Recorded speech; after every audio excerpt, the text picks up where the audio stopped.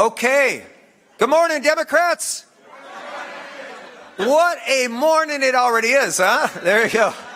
Well, look, it feels damn good to be back home in my state of Minnesota, where the air is crisp, the people are tough, and the cheese curds are always fried to perfection, as you saw last night. So look, it is great to be here with Governor Tim Walz, who you'll hear from in a moment, Senator Amy Klobuchar, Attorney General Keith Ellison, and you'll hear from my good friend in a moment, Senator John Hoffman, whose family is still with us today because of the grace of God, the skill of doctors, and of course the bravery of first responders.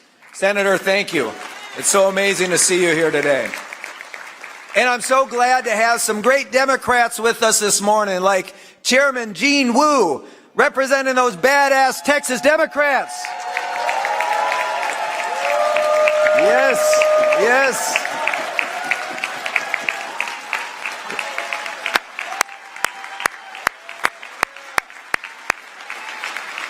We've got Barbara Lee. Barbara Lee, the mayor of Oakland's here with us today. And so many more of our great friends that you'll hear from today. Now look, did you all have fun last night at the fair? All right, good. And how about that Princess K of the Milky Way butter sculpting competition? I don't know if you saw it, but we actually had to alert security that RFK Jr. might try to snag one of the 90-pound blocks of butter for his morning coffee and his side of radioactive shrimp. So it's a little crazy, but look, I know some of us are still full from last night, but I also know that walking around the fairgrounds, you see more than just fried food and butter sculptures. You see America. You see parents who are exhausted but smiling, pushing their babies in strollers. You see 4-H kids proudly standing next to animals they raised with their own hands. You see older couples walking hand in hand, carrying decades of love, heading for their yearly plate of pancakes. This is who we fight for. This is why we became Democrats in the first place. For years, and you've heard me say this, I've kept 2 rituals every single morning. First, I say the Serenity Prayer, which is about accepting the things I cannot change, having the courage to change the things I can, and having the wisdom to know the difference. A simple reminder that we can't control everything, so we should focus on the things we can, and then we should do something. Do something. And second, I remind myself of something of my first boss said to me, my mentor, Senator Paul Wellstone, who was a friend to many in this room. Paul would say, we can remake the world daily. Think about this. Think about how fortunate we all are in this room. We, every single one of you in this room, get to remake the world daily, to improve people's lives, to make change. That's why we do this. And since I started this job, I've added 2 more rituals. I ask 2 more things to myself every single morning. Whose side are we on? And who are we fighting for? You see, when I saw those faces at the fair, those parents, those kids, those neighbors, the answer was simple. We're on their side. We're fighting for them. But fighting means fighting, not hoping, not waiting, not wishing, but fighting, standing up for what's right. Let me ask you this. If we are not willing to fight like hell for what we believe in, then do we really believe in it at all? Ask yourself that. And let me be very clear, if we won't fight now, then when will we? When will we fight? Because in just 7 months, Donald Trump has dragged our country into chaos. 7 months in, and we have the military on American street corners. 7 months in, and families are being torn apart by masked men in the night. 7 months in, and Trump is openly scheming to rig the midterm map and cling to power, plotting his way towards an unconstitutional 3rd term. This is not politics as usual, my friends. This is authoritarianism. It's fascism dressed in a red tie. And we, each of you in this room, and all the Democrats throughout this country, we are the only thing standing in his way. The only thing. So let's Let's talk about why this fight matters, because Trump and his allies aren't just dismantling democracy, they're dismantling people's lives. Families are paying more and getting less. Small businesses, the backbone of our economy, are being crushed. Farmers are being driven off their land. The dollar is weaker. Our debt is soaring. Our credit rating has dropped. And what has Donald Trump done for working families who can't afford groceries or pay their rent? Not a damn thing. In fact, he's made life worse for those families. He's wrecked the economy just to give more tax handouts to the richest people in our country. That's not leadership. That's wrong.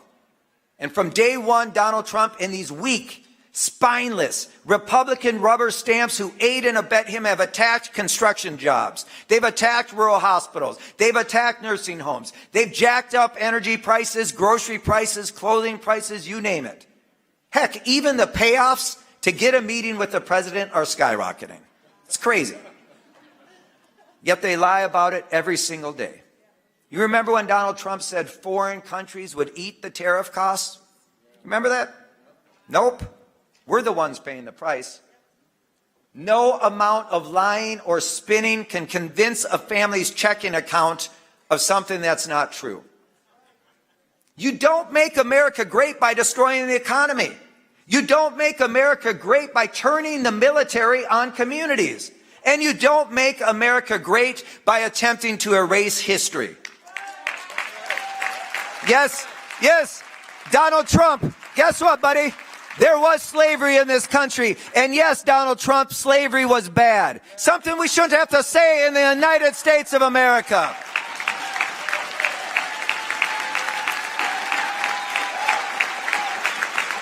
Crazy.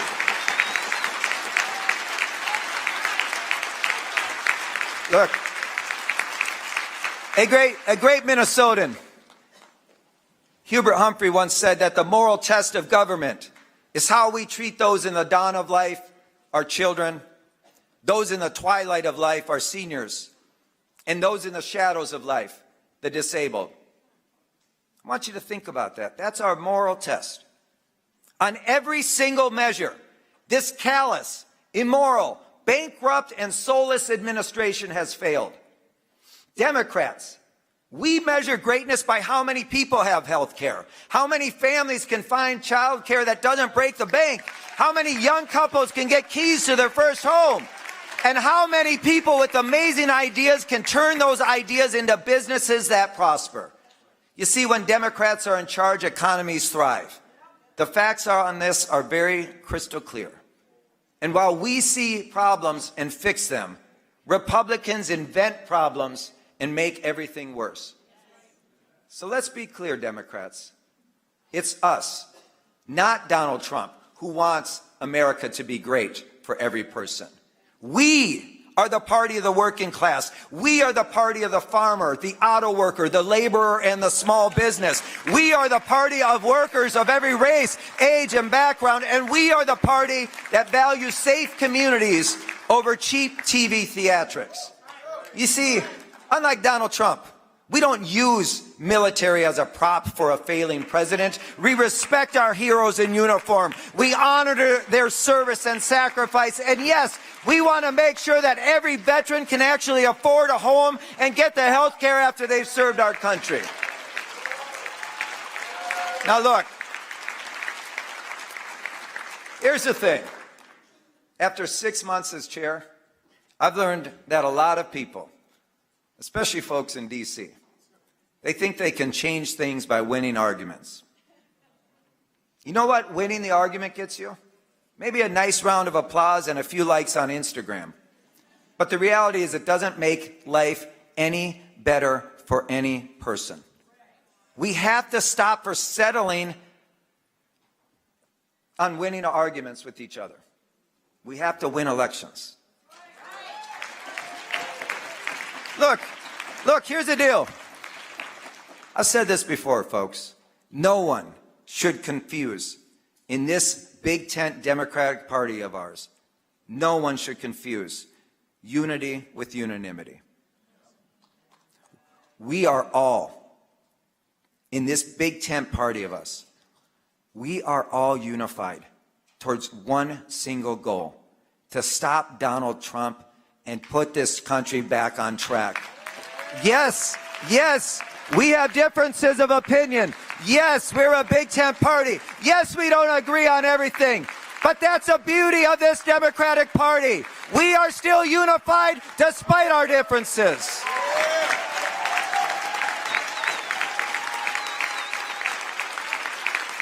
And folks, and guess what?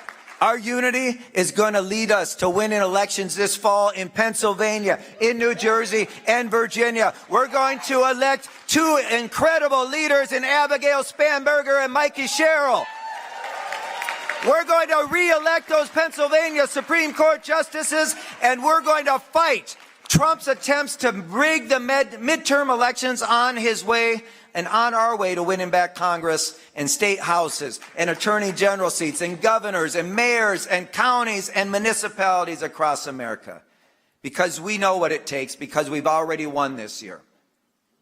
38 special elections. We've won in Wisconsin. We've won in Omaha. We've won in Pennsylvania. We've won in Iowa, in Illinois, and here in Minnesota. We've won in San Antonio. We've won in South Carolina, in Mississippi. We've won in Oklahoma and Virginia. We're winning all across this country, including in many places that haven't gone blue in generations. Now, not all of these elections make national news, but I know that every race matters. Every inch of ground that we gain matters. Every single inch. And what have we done this year to gain that ground? 150 town halls and counting across every state and in Republican districts to reach new voters and bring others back into the fold. Fighting fire with fire in Texas with a massive mobilization effort and working alongside brave Texas Democrats who are standing up and squaring up with Greg Abbott and Donald Trump. Investing unprecedented resources earlier than ever before in state parties to win elections on the ballot this year and beyond. And we are holding Republicans' feet to the fire with a state-of-the-art war room, beating these guys at their own game in the online ecosystem and suing the hell out of them when they come after voting rights and fair elections. Now look, through our Organizing Summer program, we've marshaled tens of thousands of volunteers around the country, and we've trained legions of activists. We're establishing a true coordinated campaign across the ballot, and we're planning for the future. The future, instead of just living in the past, adopting emerging and innovative tech and data tools and engaging coalitions. And as I've said before, we need to get the DNC out of D.C. And that's exactly what we've done. That's exactly why I've traveled to 30 states since February. 30 states over the last 6 months. Now look, as I said, let's win the election, folks. I'm not here to win the argument. None of you are. Democrats, make no mistake. A storm is coming. In fact, it's already here. Rising inequality, attacks on democracy, voter suppression, and a fascist regime that doesn't play by the rules. In this moment, complacency is a death sentence. And I know none of you in the room are complacent. We need to fight harder. We need to organize smarter, and we need to make sure that people everywhere, no matter where they live, understand that the Democratic Party is their party. The time to act is now. The time to change is now. The time to win real, lasting, transformative victories is right now. Now look, I refuse to have this DNC be a one-trick, once every 4-year pony only focused on presidential elections. We cannot do that any longer. Today, we're in my state, the state of hockey, the state of Minnesota, and so I feel obliged to share a quote from Wayne Gretzky. Wayne Gretzky said, "We've got to skate to where the puck will be, not where the puck is, and sure as hell not where the puck was." We can't wait. We need to build power before this presidential election. The day after the last election was the first day of the 2028 campaign. And at the same time, we are investing in a 10-year majority party vision, a vision to win back government at every level within the next decade. And that's what's different.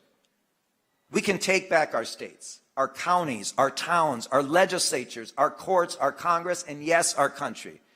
building, working, focusing on creating new majorities every single day. Now look, this Democratic Party is at a watershed moment. We have to be different. We have to innovate. And that's what we're doing. $10 billion. That's how much was spent in 2024. $10 billion just on our side. And yet here we are. No majorities. I get it. People are pissed off. I'm pissed off. And I say if you're not pissed off, then we have a much bigger problem. Right? And sure, look, we can point fingers and cast blame until we're blue in the face. But will that help us win in New Jersey, Virginia, or Pennsylvania? Will that allow us to stop Trump from corrupting the midterms with his redistricting power grab? No way. So again, let's win the election, not the argument. But I want to call us to something right now. I want us to rise above partisanship. Because for years there were values that united us, regardless of ideology, regardless of party. Values that weren't Republican or Democrat, but American values. Values like respect for our Constitution, a belief in the rule of law, a belief in due process and separation of powers, a free and fair press, standing with our allies around the world to protect emerging democracies and so on. These were core values, foundational to who we are as Americans, foundational to our identity around the world, and the one thing, regardless of party, we could all agree upon. But now we have one side led by a dictator-in-chief who's decided to throw these values into the dustbin of history. And when Joe Biden said in 2020 that this fight was about the soul of the nation, this moment right now was what he was talking about. This is not the fight for Democratic Party or the fight for the Republican Party, but a fight for America and the values that are foundational to who we are and who we should be. And right now I call on all of us to fight for a country that's being attacked from the inside, a country being attacked by an insidious force hell-bent on destroying our American experiment. And are you ready to fight? Yes. I know Texas is always ready for that, right? Right, Texas? Is California ready for that fight? Greg Abbott and Donald Trump wanted a showdown. Well, hell, we gave them that showdown. Texas Republicans may have passed those rigged maps, but we know Trump isn't stopping there. He's given gerrymandering orders to more red states. He's going after mail-in ballots. And the other day, we had a call with Governor Newsom, Senator Booker, and Texas State Representative Nicole Collier. She refused to be surveilled by the state and was being kept as a political prisoner in the Texas Capitol. That's right, a prisoner. This is a duly elected official in the United States of America being kept as a prisoner in the state capitol. And during that call, by the way, during that call, the Republicans came into the bathroom, the only place that Representative Collier could find privacy to take that call, and they threatened her with the felony if she didn't hang up. This is shameful. This is shameful. Now look, folks, I'm sick and tired of this Democratic Party bringing a pencil to a knife fight. We cannot be the only party that plays by the rules anymore. We've got to stand up and fight. We're not going to have a hand tied behind our back anymore. Let's grow a damn spine and get in this fight, Democrats. LFG, that's right. Americans are hungry for leaders. They're hungry for candidates who are on the side of working people. They're hungry for leaders who give a damn about their circumstances, and they're hungry for a government that gives people freedom, not fascism. To every American who is hungry for that kind of government, I invite you to join us. Democrats, Republicans, Independents, I invite you to join us. Together we will fight with every fiber of our being against Trump and his power-hungry circus. I want to end with a few words about my good friend Melissa Hortman.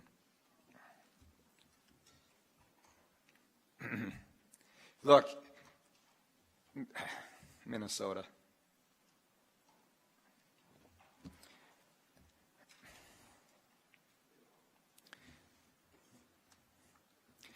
Yeah. In the fall of In the fall of 2023, I've known Melissa for over half my life, by the way.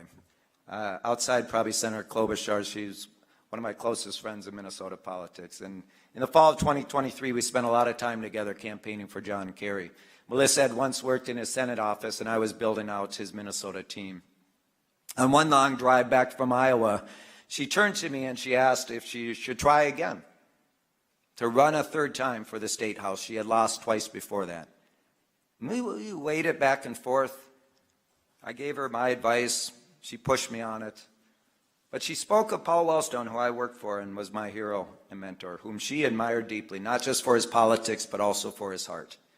Paul had died 1 year prior to that in that tragic plane crash in northern Minnesota.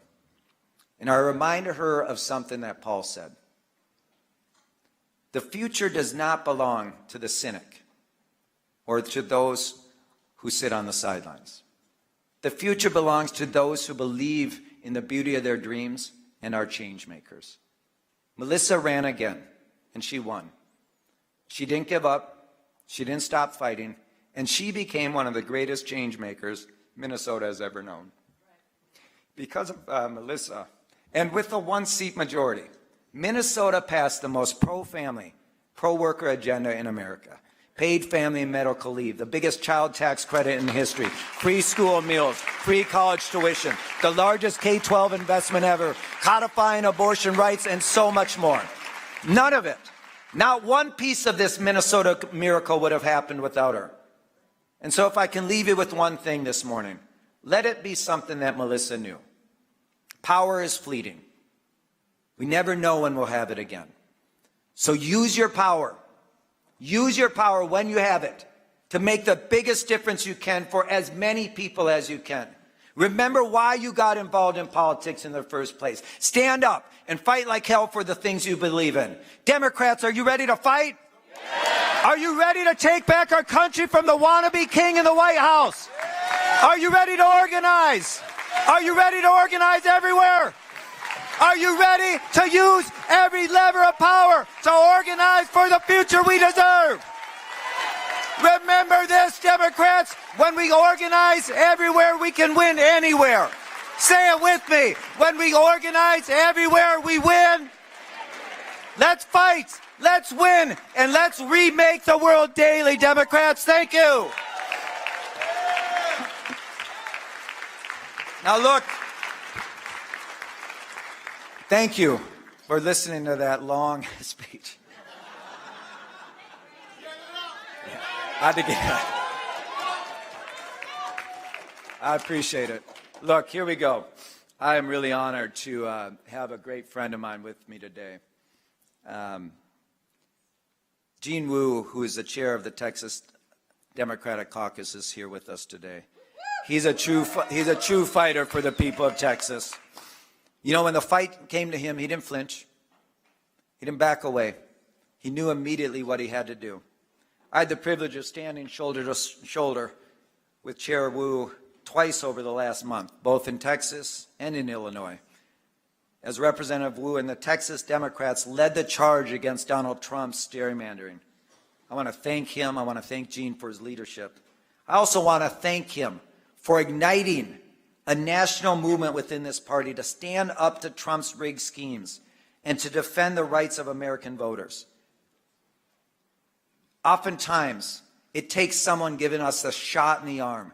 And those brave patriots in Texas who did everything they could to stand up to this craven power grab, they deserve our admiration, our respect, and we need to continue on this fight for them. Please welcome my friend, Chairman Gene Wu.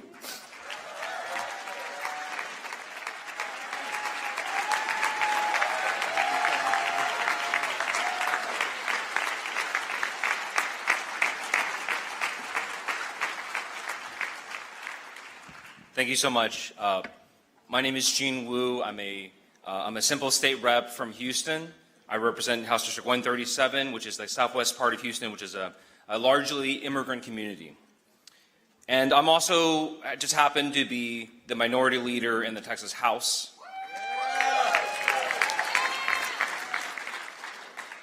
Last Monday, my friend Nicole Collier looked me straight in the eyes and just said, I don't want to do this alone.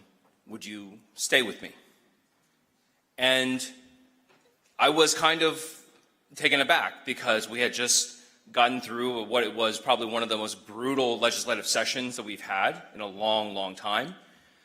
We got back from a 2-week quorum break where we left our families, we left our jobs, and we decamped and went to Illinois, went to California, went to New York, went to all over the place.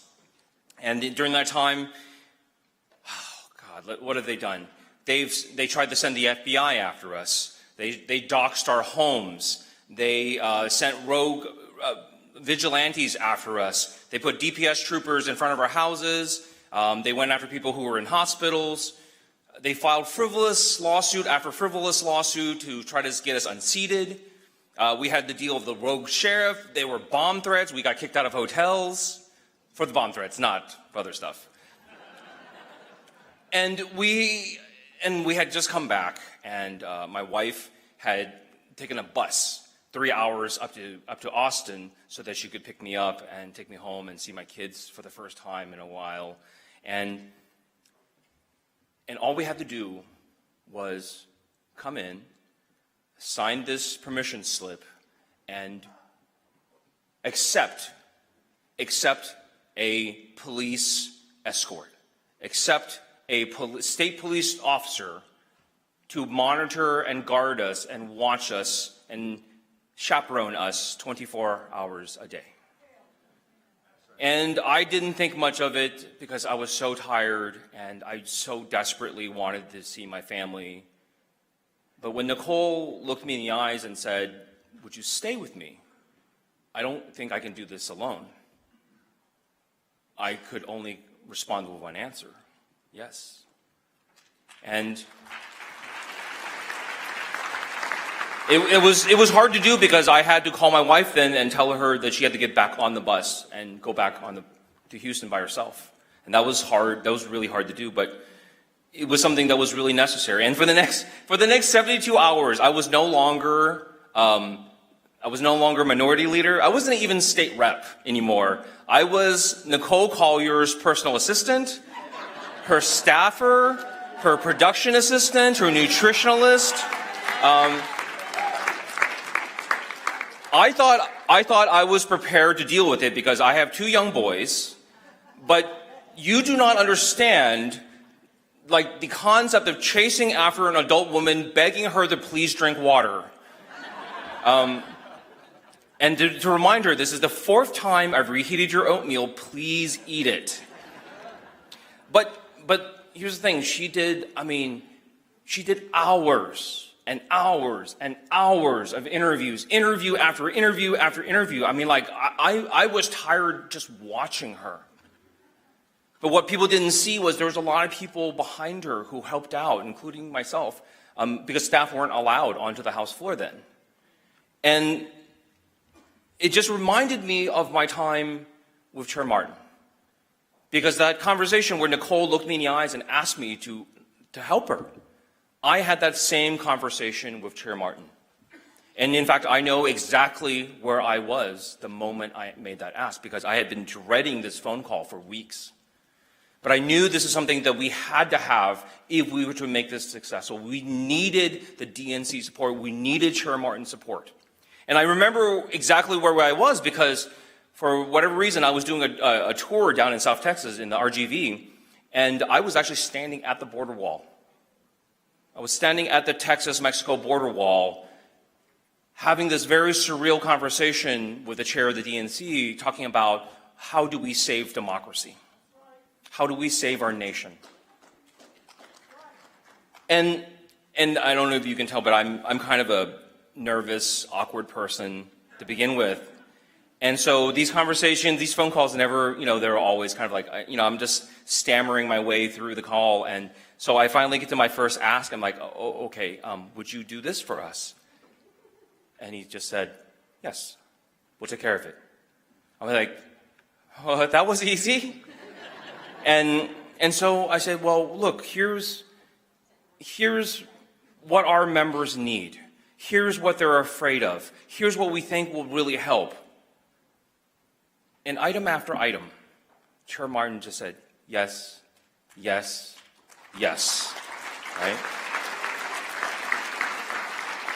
And that's when I knew it was not just Minnesota nice. That this was somebody who genuinely understood the importance of what we were doing at that moment and what it meant for the rest of the country. That was felt. And throughout the course of our quorum break, in the 2 weeks that we were in Austin, in the time that we came back, Chair Martin, DNC made sure we had over 250,000 text messages go out to members' districts to make sure that their voters knew what they were doing and why it was so important. We had 30,000 volunteers make phone call to persuadable voters to say, see, this is what Democrats do. This is how Democrats are fighting for you to make sure that you are represented and your democracy is protected. He made Chair Martin himself personally convened organizations, convened coalitions of our allies, of our groups that supported us all around the nation to make sure that everyone was on the same page, to make sure we were talking about it in the same way, to make sure that whatever we do, that the messaging to the public was that Democrats were fighting corruption everywhere, right? And most importantly, not only was Chair Martin there, physically on the ground with us before we started, and on the ground with us the moment we were in Illinois, but he helped us coordinate a day of action, something our nation has not seen in a long time. Over 100 major cities in America got together and said no. They said, we have had enough, just like Nicole Collier. We have had enough of this. We are tired of it. We will stand for it no more. And here's the thing. If I and others did not help Nicole Collier be in the background and take care of all those things, would she still have done it? Probably. But would have her impact on our society, would her message have not been as strong, not gotten out there as much, and not spoken to as many people? Yeah, I don't think it would have. Our quorum break, would we have done the quorum break without the help of the DNC, without the help of Chair Martin? We might have. We probably would have. But would we have been able to accomplish all of our goals, including getting California to take the step up, to become the safety net for the country? Right? Would we have gotten New York and Illinois and Maryland to all start talking about this seriously, to take the idea that we have to fight fire with fire seriously? Right? Probably not. And so this is the lesson that I have from all of this. This is my lesson. I know as Democratic leaders, we are all asked right now, at this moment in time, we're being asked by our followers, we're asked by our supporters, we're asked by our donors, we're asked by our advocates, what are you doing? What are you going to do to resist? What are you going to do to stand up? What are you going to do to fight for our nation? And what we have to tell them is we're going to do everything. We're going to do everything that we can, because it doesn't have to just come from us. It can come from others. It can come from places that we were not expecting, like Representative Nicole Collier.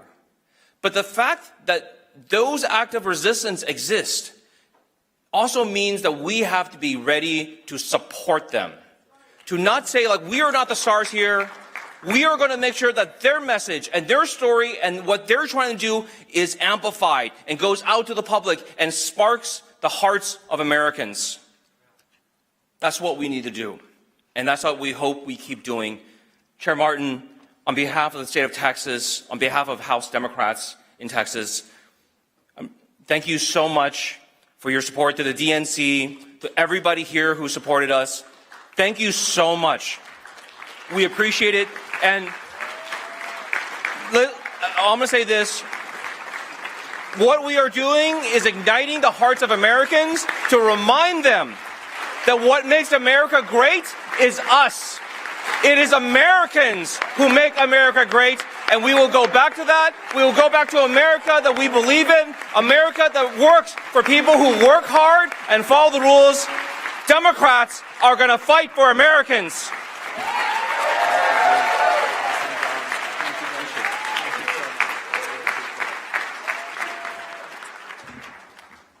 Thank you, Chair Wu. Next, we're going to hear from a great friend of mine, my brother, another fighter, someone I've always believed in for so many reasons.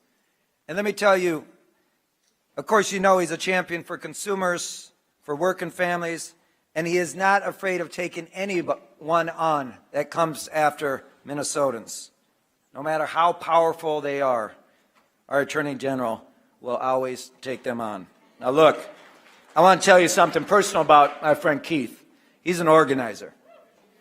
And you know, when he was in Congress, and I shared this speech when I was proud to nominate him when he stood for DNC chair, and boy, he would have been a great chair. I think about that all the time. But let me say this. Now, Keith represented this district right here, Minneapolis, the 5th district, one of the safest Democratic congressional seats in America. Now, he could literally have taken a vacation and still won by 30 votes, 30%.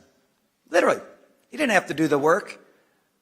But when I became DFL chair, he came up to me and said, look, I want to turn my district from the lowest turnout district to the highest turnout district in the state.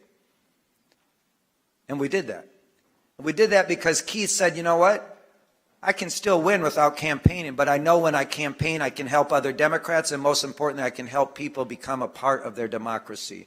I can make sure that people are engaged in the conversation.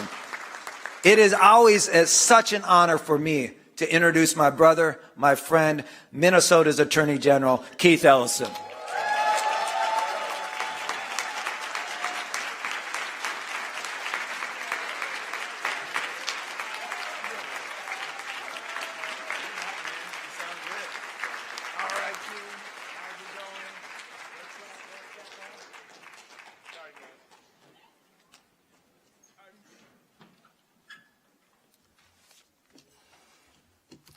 Welcome to the state that Melissa Hortman called home.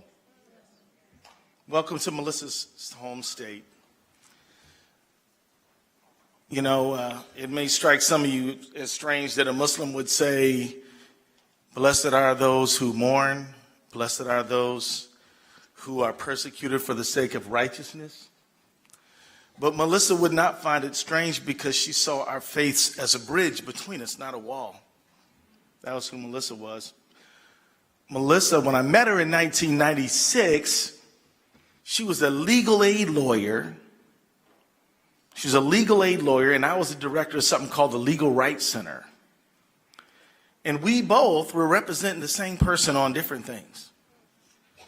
And the person she was representing was a woman who was a low-income person who had 3 children and was living in an apartment which was in squalor and in bad repair because the landlord was just trying to suck money out of the tenants. And the landlord would even go to the female tenants and say stuff like, you know, girls don't have to pay rent. Well, Melissa sued that landlord. And Melissa got $490,000 judgment off that landlord. And that judgment changed that woman's life. Now, even though a judge came and chopped it in half, Melissa said, look, $250,000, a lot of money.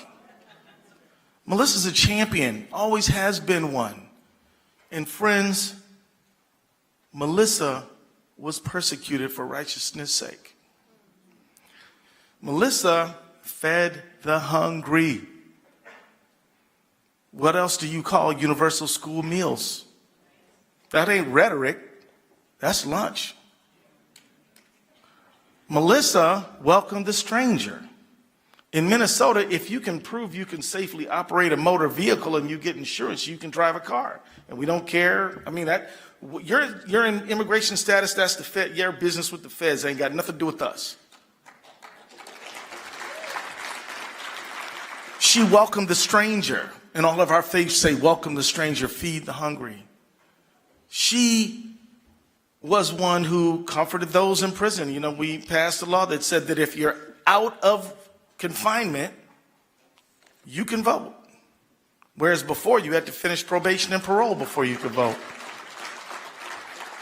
Melissa lived a life of service, and it was, in her being a Democrat, friends, was an expression, but her core values were that of a person who stood in awe of all humanity and sought every day to serve it. That's who she was. And that's who we have to be. It's not just about party. It's deeper than that. It is about core service to humanity. And we are not trying to just win the next election. We're trying to save a nation. I know a lot of people might think that Joe Biden was sort of overhyping things when he said democracy was at risk. How's that going for you? I mean, he was right then, and you were right to support him, and you were right to support Kamala. One of the things that your Trump administration just did not too long ago is said that a federal program that sends money to farmers to supply food to schools and to food shelves, and to the farmer sends food to schools and food shelves. He's cut that program. Some of those people who voted for him suffer because of his cuts. Some business people now are seeing the prices so erratic because of his behavior. Do not shame them. I told you so is no way to save a nation, friends. Even though it's true. But when we go out there, I don't want you to wag a finger. I want you to build and join a friend. We got to be in the mode of welcoming our friends back to this party. And friends, do not let anybody say, why doesn't somebody do something? Nobody's doing anything. Who's heard someone say something like that? This is not true. And I need you to have a list to tick it off. Wait a minute. Have we already forgotten Cory Booker being on the Senate floor, setting records, filibustering? Have we already forgot that old Mike Johnson had to let Congress go early because he was so scared that the Dems were going to make him deal with Epstein? We forgot that already? Have we already forgot the massive numbers of people who showed up on No King's Day? The massive numbers of people. And the Democratic Party was right there with everybody else leading the way. Have we forgotten about our Texas Dems standing up so bold, so brave, so powerful? And even us Democratic AGs have sued this dude 44 times. And we'll sue him 44 more and 44 more after that. And we have sued him for gender affirming care. Yes, we are not going to scapegoat our transgender community. And we have sued him to stand up for medical research, National Institute of Health. And we have sued him for birthright citizenship. And we have sued him to protect our environment. And we will sue him every day and all the time. And we will be unrelenting. And I want you to know that. And I tell my friends, we're not going to win this battle only in a courtroom. It will be at the ballot box. It will be on the streets. It will be in the courts. It will be in the playhouses and in the movie theaters as our artists create culture to help inspire the people. We have to be multi-talented in defeating fascism, friends. We got to use every single tool available to us and got to welcome new friends and old.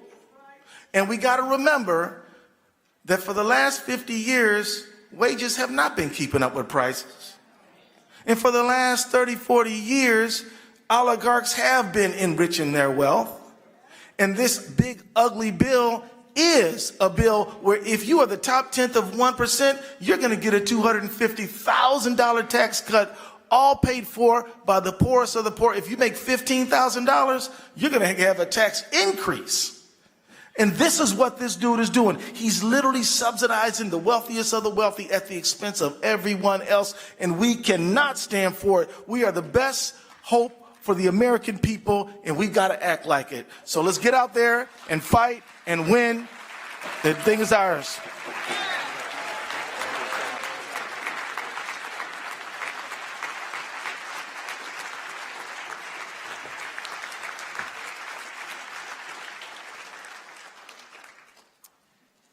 You know,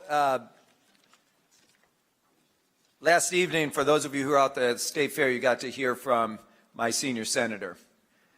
You know, I think you all know, I talked about this on the campaign, that over the 14 years that I led the Minnesota DFL, we didn't lose a single statewide election. And while there's lots of course, in victories have 1,000 parents, right, and defeat is an orphan, right? Sure, the party played a role, but the quarterback of our team for all those years was my senior senator, Amy Klobuchar. Every single year she's not on the ballot, she's one of the biggest donors to the DFL. She invests her time, her money, her persona, her political capital to help Democrats up and down the ballot. She's a true partner of mine. I used to get in trouble when Al Franken was a senator because I'd say that Amy Klobuchar was actually our funniest U.S. senator. So she is, actually. But more important than that, she believes in this party. There's no one who fights harder for her, for our state and for our party than she does. There's no one that has contributed more to our success and, frankly, to my success than Amy. I'm so grateful to call her a friend. I'm grateful to bring her back up to this stage to address this esteemed body. Please welcome my senior senator and great friend, Senator Amy Klobuchar.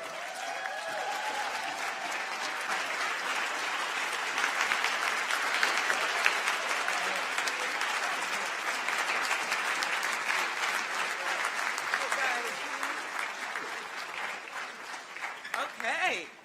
Well, thank you so much, Ken. It's great to be here this morning. Are you tired of speeches? No, there's so many more. By the way, how about our incredible leader, Keith Ellison, who shows us, as do all the Democratic AGs across the country, that we can fight this in the courts and win, but we've also got to fight it in the Congress and with our constituents by our side. You are going to hear from our great governor, Tim Walz, who you're a little bit familiar with. And you'll meet State Senator John Hoffman, who, with his wife Yvette, their daughter Hope, survived that horrific night of a massacre. And today we talk about Melissa and Mark and the loss, but we also remember those that lived. So Democrats, are you ready to get to work? Are you ready to win? Because I sure am. Are you ready to fight this power grab in places like Texas, where Donald Trump, Greg Abbott, and Ken Paxton and these rubber stamp Republicans are trying to stop voters from voting? And we want to thank Gene Wu for his incredible remarks and for coming here today. So today we tell the country that we stand with Gene Wu and we will fight Greg Abbott and Ken Paxton in the courts. And what did they say in Texas with their no cattle, right? Big hat, no cattle approach to democracy. When the people aren't with you, what do they do? They try to win by brute force. You know, in the old days, if a party was having trouble, if their agenda was out of sync, if their candidates were bad, you would change those candidates. You would change that agenda. But these guys, they're just trying to change the voters. And we are not going to just stand and let it happen. I lead the Freedom to Vote Act in the United States Senate. and I saw how close we were. 2 Democrats short. Those 2 states remember this. 2 Democrats short of passing that bill into law, which would have banned partisan gerrymandering. And the court said that we can do that. So while we wait to get this in place and put some national rules of the road in place, we will, as so many of our leaders have told you, we will not back down. We are going to stand with Governor Newsom and the state of California in taking this on, because we will not let them set the playing field. So I'm ready to fight for democracy. I'm ready to fight for those voters in Virginia and in New Jersey. And I'm excited to add those 2 incredible women governors into those states with Mikey Sherrill and Abigail Spanberger. 71 days until those victories. And as Ken has probably told you, we have already overperformed for all of those doubters out there in 36 of the 37 races where Democrats have been on the ballot. We have overperformed or won in those races. So I am not, I will declare this, part of the We Suck caucus, okay? I am just tired of this because we have a job to do. And I want to thank Ken for bringing us to Minnesota, for bringing us to the Minnesota State Fair, where you can actually take a tour, as I'm sure many of you did, of the Princess K of the Milky Way butter carving, of the crop art, of the Machinery Hill, of the Pet Pavilion. So think of all those places you can bring your kids. But meanwhile, back in Washington, Donald Trump has literally shut down the White House for tours of school kids so he can build a ballroom. So, you know, we are all worried because he keeps putting out there that he's going to unconstitutionally run in 2028. But now we know what he's really going to do in his retirement. He is paving the way for his debut on Dancing with the Stars. That is his plan. He's going to be salsaing out the door with RFK Jr. and foxtrotting out with Pete Hegseth. I know it's a bad image, but I thought I'd play. So, as Ken noted, he was my party chair. We won all these elections. When we first came in, we had Norm Coleman as the other senator. We had a Republican governor, and we had a delegation that included, well, Michelle Bachmann. But we set our expectations high, election after election after election. And it's time for us to do that across the country. And we have to make the case plain and simple on bread and butter, that Donald Trump is hurting us, that he is hurting people from Oregon to Kentucky, that he is hurting people in red, purple, and blue states. We must make the case, and I know a little bit about this because a whole bunch of people in my state voted for me and Donald Trump. And they voted for him because they believed that he'd bring down costs. Well, Democrats, costs are up, chaos is up, and corruption is up. And he has broken his promises to the people of this country. And it is not the rich who are paying the price. The price is being paid by families. And we got to steer right into this economic message. $2,400 extra coming out of their pockets every year because of this Trump tariff tax. $300 of that in higher food prices. It's being paid by 16 million people who are set to lose their health care because of the big, beautiful betrayal of a budget bill. It is being paid by grandmas in nursing homes right now. The hundreds of rural hospitals that have either closed or at risk of closing. The $3.4 trillion in new debt that is going to be on the shoulders of your kids and your grandkids. The millions who will lose access to food. The millions whose home energy bills are skyrocketing as we see electricity prices go up. All the tax cuts to his buddy, to the wealthiest few. Listen to these numbers. 50% of kids in this country are covered by Medicaid or CHIP. 40% of all births are covered by Medicaid, even higher in rural communities. Over 60% of nursing home residents are covered by Medicaid. And do you know what percentage of Americans are billionaires? Anyone want to guess? It is 0.00024. That's who gets the benefits of this bill. So Nearly everyone gets a raw deal out of this bill, except those 0.000 percenters. Who gets a raw deal?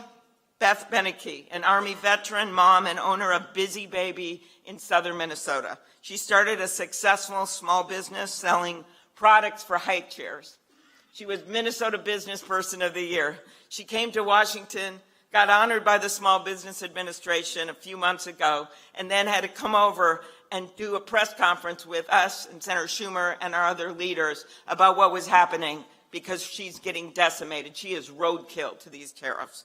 Or the UCLA cancer researcher on the verge of innovative and critical breakthroughs whose NIH grant was pulled.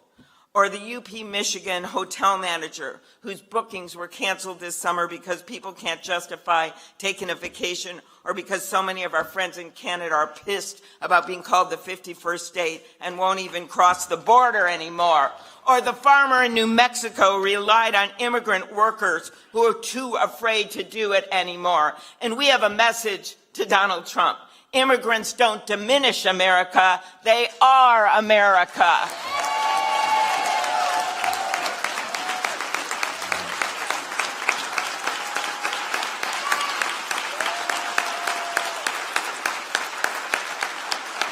The president, he doesn't seem to get that his decisions have a devastating ripple effect. Or maybe he just doesn't care when people get hurt by them. That's why we must stop these rubber stamping Republicans. No one likes weak people in Washington, right? No one wants that right now. Even if they voted for him, they want someone that's going to stand up and call him on it and look out for their own state. And that's why when you go home from these meetings and you leave our great state fair, I want you to remember that we got to organize. And especially you in the red and the purple states know we need to organize. Democrats, yeah. But we also have to organize independents and moderate Republicans who in the past have stood up for democracy, depending on the election. Thank you, one person. They have stood up. Yeah. They have stood up state by state and precinct by precinct. Because week after week, day after day, and this is what they get, what regular people get, people that come up to me at the state fair at my booth, they get that this administration is whipping up these unnecessary crises to distract from the real world, to distract from their high rent, to distract from that they don't have enough housing, to distract from that they don't have enough child care. He's upturning the economy. He's targeting people. And week after week, we get a new spin cycle of fallout. And so what does he do? He blames other people, right? This is why that Fox News poll, one of my favorite ones that came out, showing him way underwater and handling the economy. I don't know if you knew what he did on Truth Social after that. He put a post out and he blamed Fox News. He said Fox News is corrupt and that's why MAGA hates them, except their anchors are great. That's what he did. So he blames them. He blames the statisticians for his bad job numbers. Remember that? In fact, he fired the woman who had the audacity to tell the truth and then blamed her for getting the facts straight. I mean, the irony when your response to a bad jobs report is to fire somebody, but that's what he did. He blames immigrants for his dismantling of due process and our Constitution. He blames mail-in ballots for his inevitable midterm election losses. He even blamed Democrats for the Epstein files, which, as I noted, is like the CEO who got caught on camera blaming Coldplay. Trump's blast radius, his blast radius, it is affecting all of us. But we're not joining that We Suck club. We're not getting sucked into it when they try to divide us on every single issue online, because we have a more important job to do. Complaining about each other to each other, it's not how we win again. It sure doesn't help the families who are getting torched in his economy. It sure isn't going to help the union workers who are thrown out of the jobs that they are devoting themselves to, working to help people for years. It's not going to help the union workers who are getting thrown out of hospitals because the hospitals have to close down or curtail their services. It's not going to help the union workers who are out there affected by those tariffs. Because when unions are strong, our economy is strong. And when our economy is strong, America is strong.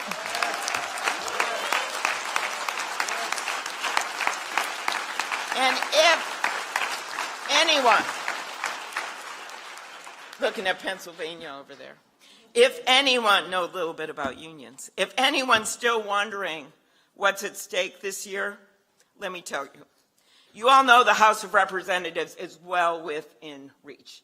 You know the job that Hakeem Jeffries is doing, recruiting the right candidates, getting people in place. But no one, and I mean no one, should write off the U.S. Senate. We surprised the nation, took it back. Some of you remember this. A while back, we did it back then by winning states that no one thought we had a chance to win in. Back then it was Virginia, Missouri, Montana, right? So here's the numbers, and I want you to think about this, because you know these states are within reach, and you know which you are. A lot of it has to do with the gut punch that we're experiencing in rural America, right? So if Democrats, think of this for inspiration, had 5 more votes than the U.S. Senate, Pam Bondi would not be Attorney General today. That's the stakes. If Democrats had 4 more votes in the U.S. Senate, we would have saved the Consumer Financial Protection Bureau and its mission to protect Americans from shady companies. If we had 3 more votes in the U.S. Senate, we would have kept the Corporation for Public Broadcasting alive. 3 more votes. And we would have funded the PACT Act to make sure that our veterans get the help they need, what they need, and even block the tax cuts for billionaires. 3 more votes. And by the way, if we had 3 more votes, RFK Jr. wouldn't be in charge of Americans' health, and Tulsi Gabbard would not be the Director of National Intelligence. If we had 2 more votes, and you know that's in reach, Ohio with Sherrod Brown running.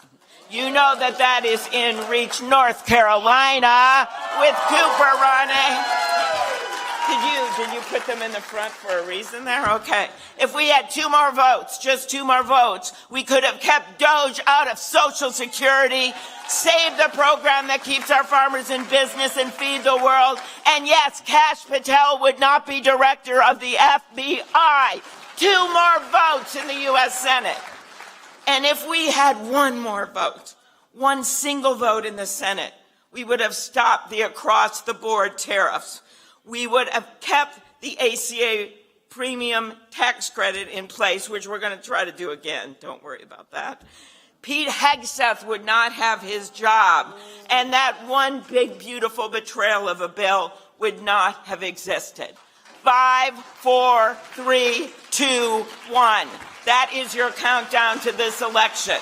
And if we do it, if we win the House and the Senate, when we get the keys to the car to at least stop this guy and at least be a force like we're supposed to be in the Congress and do our jobs, and you know the states where we can do this, what does that mean? Well, it means that Donald Trump can no longer run the tables on voting rights. It means he can no longer run the tables and gut punch rural America. It means he can no longer run the tables on what?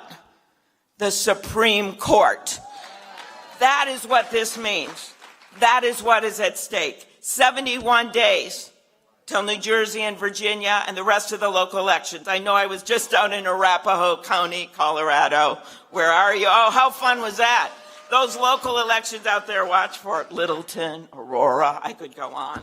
We have local elections all over the country coming up. 434 days until the midterm election. So let's win those governor's races. Let's take back the Senate. Let's take back the House and show Donald Trump what Democrats actually stand for. That we stand for the people of this country. And if you need inspiration and you're just going to hear about her, think you have someone in your own life. I always think now about Melissa every single day. You heard about what she did. Ken went through it. School lunch, voting rights, paid family leave, reproductive rights, affordable energy. But for me, I started campaigning with her when we both had little kids. And she would go door to door, and she knew every single house. She'd go, that house has a mean dog. You don't want to go there. That's how she did it. She did it the right way. She did it the Paul Wellstone way. She was a Girl Scout leader. She was a Sunday school teacher. And somehow, for those of you in the legislatures, that made her balance things really well when she got to the legislature. And it allowed her to build coalitions and become the Speaker of the House. So when we lost her and Mark, her kids, incredible, Sophie and Colin, they had the presence of mind because they were grounded in the values of that family. Just within a few days to tell the world this, they said, the best way to honor our parents' memory is to do something, whether big or small, to make our community just a little better for someone else. They gave ideas, pet a dog, preferably a golden retriever, they said.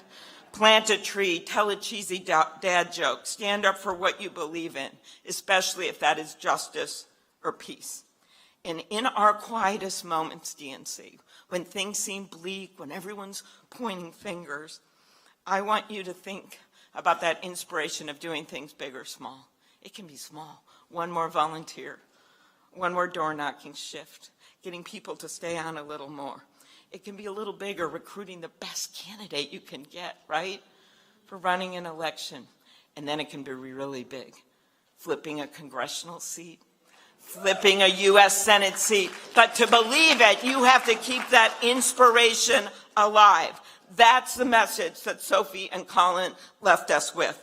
That's the legacy we carry on in this room. So carry on this torch, go out of here and win, and go out of here as the Democrats, fighters, positive people that we are, as a force for good for this country. Let's get it done.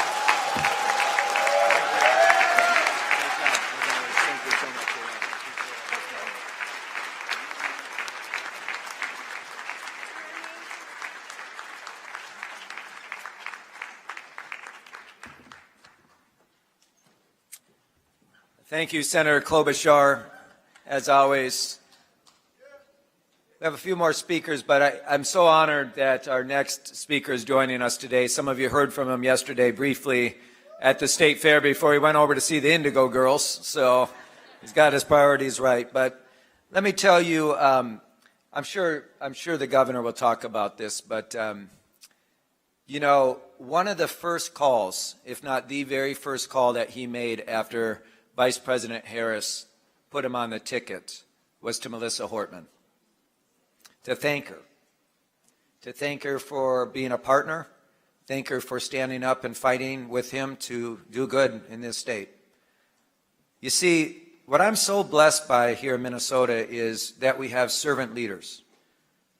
People like Melissa, of course, but also people like Tim Walz, who are in it for the right reason, don't care about the credit, don't care about getting thanked, just care about rolling up their sleeves, doing the work, and getting shit done for people.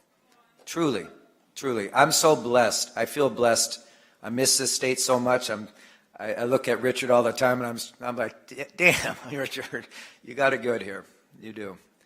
We're so lucky and fortunate here to have such great elected officials who partner with us in all of our work, and it's my honor to introduce my friend, my governor, Tim Walz.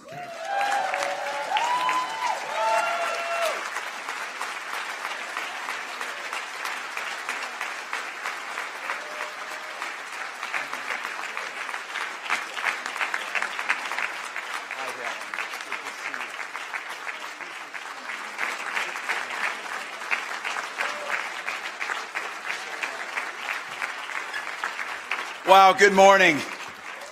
I could see the regret in all your eyes when you missed my rendition of Closer to Fine. So, surrounded by 15,000 of our friends. Well, it's great to see you, Ken. It's good to have you back home again. And welcome to the North Star State. Welcome to the land of 10,000 lakes, home of the invention of the pacemaker, the Post-it note, and then on the weekend we invented water skiing because we had nothing else to do. Home of Mondale and Humphrey and Wellstone and Klobuchar and Hortman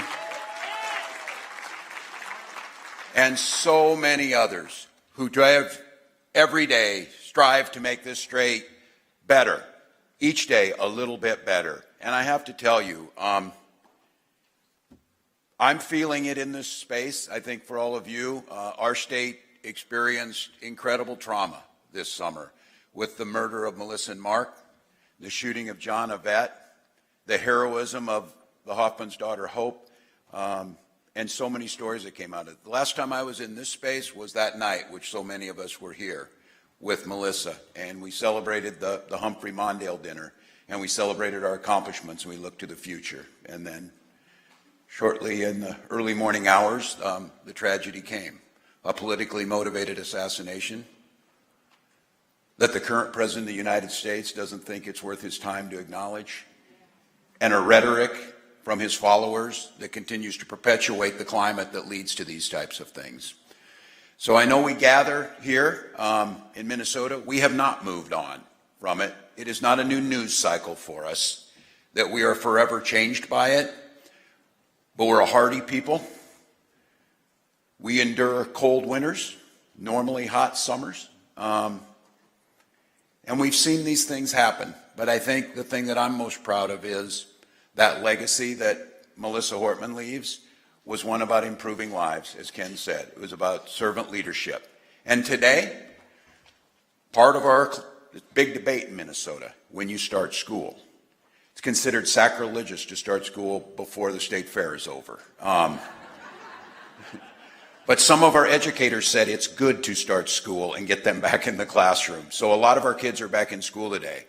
And every single one of them who walked through the doors is eating free breakfast and free lunch every day. Every day. And every one of them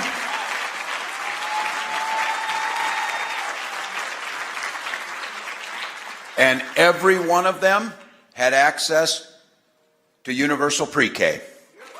Their families had access to the most generous child tax credit in the nation of the 50 states. Our teachers are the best qualified, and we invested historic amounts into public education. And by the way, come this January 1st, we will have the most generous paid family medical leave in the country for all those families.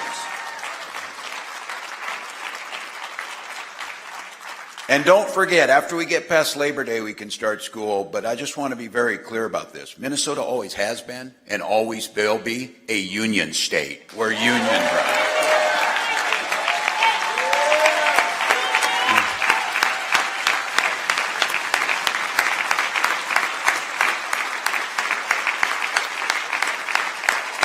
And I am proud of this state like so many others, and I will have to tell you, the privilege of my lifetime was stand beside someone we know was the most qualified and would have been a fantastic president in a President Harris. And look, we wouldn't wake up every day to a bunch of shit on TV and a bunch of nonsense. We would wake up to an adult with compassion and dignity and vision and leadership doing the work. Not a man-child crying about whatever's wrong with him. May his fat ankles find something today. Petty as hell. But look, I think for each and every one of you, I know you got a busy day ahead of you. I'm grateful for the work you do. I'm grateful for the focus, and my friend Ken, I've said this to you. The party in Minnesota, the DFL party, made it possible for a high school teacher with no money, no political experience to win a challenging congressional district. And I know this, candidates have a small piece of it. It's that infrastructure that surrounds them that makes that possible. And you're focusing on building the infrastructure in your states. And I want to be clear. If those who say, oh, our state is too hard to win a Senate race, or it's too hard to win a congressional race or whatever, I'm talking about the important races we need to organize to win, like school board races that we need to win, city council races, mayors. So the DNC has a responsibility at the top of the ticket, and I think we know these elections have consequences. We know there would be a very different timeline, but it's not for the lack of the effort of everybody in this room. We just have to make the case to them that the alternative and what we provide, the quality of life, the enhancements, the ability to form a union or send your child to school safely, the ability to have thriving economies that work for everyone, not just that 0.00024 that Senator Klobuchar was talking about, they'll do just fine. They will be fine without our help. Trust me on that. But the focus that we have to make, and I know this is it, we cannot allow, and I was glad to hear Senator Klobuchar say this and all of you, we're proud to be a diverse party. We are proud of the diversity of this country. We're not shying away from diversity as a strength and equity as a goal and inclusion being the air we breathe. That's what we should be doing. But what we have to be clear about is don't take the bait. It boggles my damn mind that in the midst of a military takeover of our cities and the attempt to go into others, the flaunting of the rule of law, the cruelness and the unconstitutional nature of the way they're attacking our neighbors, that the press finds the need to talk about, oh, there's a division in the Democratic Party. There's a division in my damn house and we're still married and things are good. That's life. That's life.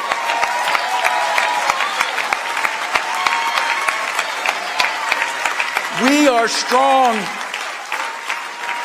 We are strong because we challenge each other. We are strong because we're held accountable. We're strong because we believe that there's a place for everyone here. Think of how easy it would be to be a damn Republican. Oh, what should I wear today? This stupid freaking red hat. What should I say today? I don't know. Just make sure it's cruel. Who do we listen to? That guy. Oh, the felon in the White House? Yeah, listen to him and that will be fine. Now he's talking about burning flags. He's going to have flag burning or whatever. Because he knows there's a hell of a lot of flags with his picture on it that are going to get burned. There's a whole lot of that kind of crap that people are sick of. And I have to tell you, we can have our internal decision making, our internal healthy debates, but I refuse to believe we do not have the luxury to fight amongst ourselves why that thing sits in the White House. So I'm not telling anyone not to raise their voice. I'm not telling anyone to say, you are too damn old, man, look at you. I'm fine with that. We can figure that part out. But I am willing to say each and every one of us are unified around the idea that this cruelty must end. This slow-rolling attempt at undermining democracy, and I always get in trouble for it, and I'll continue to say it. I don't think we do any favors when we don't name it. These are fascist policies meant to take away ours. That is what they are. So for all of you here, I welcome you to Minnesota. I'm grateful you're here. We know this is going to be, look, if democracy was easy, everyone would do it. And if democracy were easy, it would survive. But the natural order of things is to have people come along like this guy and to have folks want to be told what to do or to demonize someone else or find a scapegoat. That's kind of the way the natural order is, but we've risen above that. This is not the law of the jungle. This is the law of human decency, of human rights reigning first. And I will have to tell you, I saw a statistic came out today is Minnesota ranks the highest per capita for being a safe haven for transgender individuals in Minnesota. And can I just say, we can talk about economic growth and feeding children and growing the economy and creating jobs simultaneously with talking about everybody's human rights matters, and we shouldn't be demonizing that. You can do both. You can do both. So, this state's also the home to a few pretty good poets like Prince and Bob Dylan, who told us we would always provide, and Minnesota always will provide, shelter from the storm. But I also want to quote to the New Jersey folks here, they also got a pretty good poet. Today marks the 50th anniversary of the release of Born to Run. And as that poet said, it ain't no sin to be alive, and I think we're here. this room's born to run, running to a better future, a future that includes everyone, a future where our children are valued and lifted up, a future where immigrants are celebrated just like our grandparents and parents were, a future where we ask people to pay their fair share while we make life a little bit easier for others, and we find joy in the things that you find personally joyful, and I don't give a damn what your neighbor thinks about those things. Those are the things that we are here for. So to each of you, it's a privilege to be in this fight with you. It's a privilege to know that they are going to write about this time period. When he is pushed to the dustbin of history, when people use it as a cautionary tale to scare the shit out of their children of what could happen, this guy's out there. Those will be stories for the future. Our time right now is one foot in front of the other. Do the work that's in front of us. Win those 2 gubernatorial elections that are coming up here. We know we need Virginia and New Jersey. Get those won. Prepare for the midterms, 36 governor's races. Continue to push back every single day on this. Do not allow them to normalize federal troops in our cities. It is un-American and unconstitutional. So DNC, go lead the fight. Thank you, guys.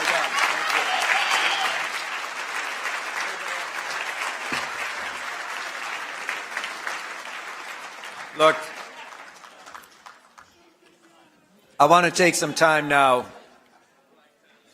Folks, it's really important if I could get everyone's attention, please. In the early hours of June 14th, the state of Minnesota, and yes, the entire country, experienced a loss beyond description. That morning, our good friends Melissa and Mark Hortman, as well as their beloved golden retriever Gilbert, were assassinated by a madman with a violent political agenda.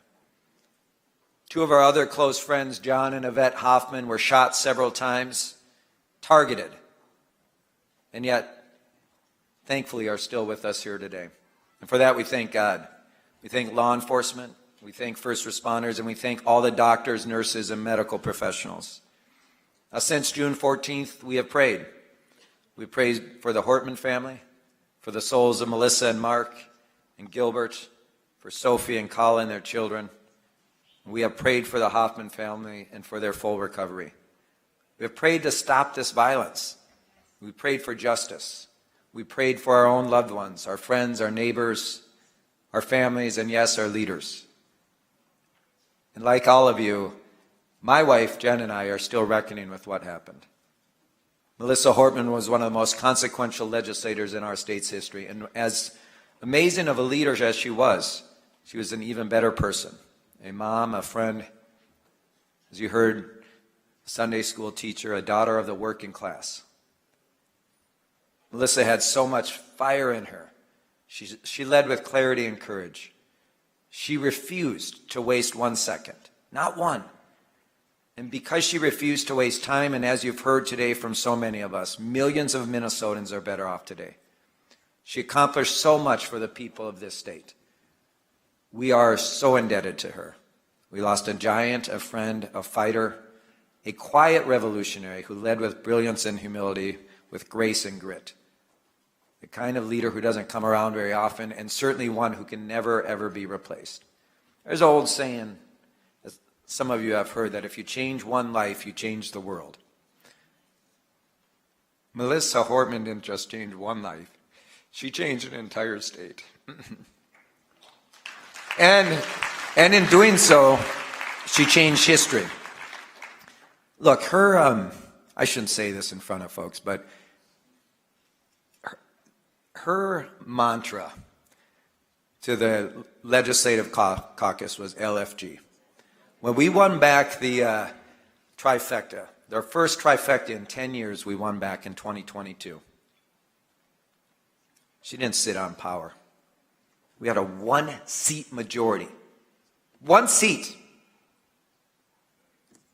Instead of playing it safe, instead of being cautious, instead of putting a finger in the wind, worrying what in the hell would happen if they led, seeing every decision through the lens of how you get reelected, Melissa said, LFG, let's fucking go. That's what she said. LFG. LFG. Let's fucking go. So,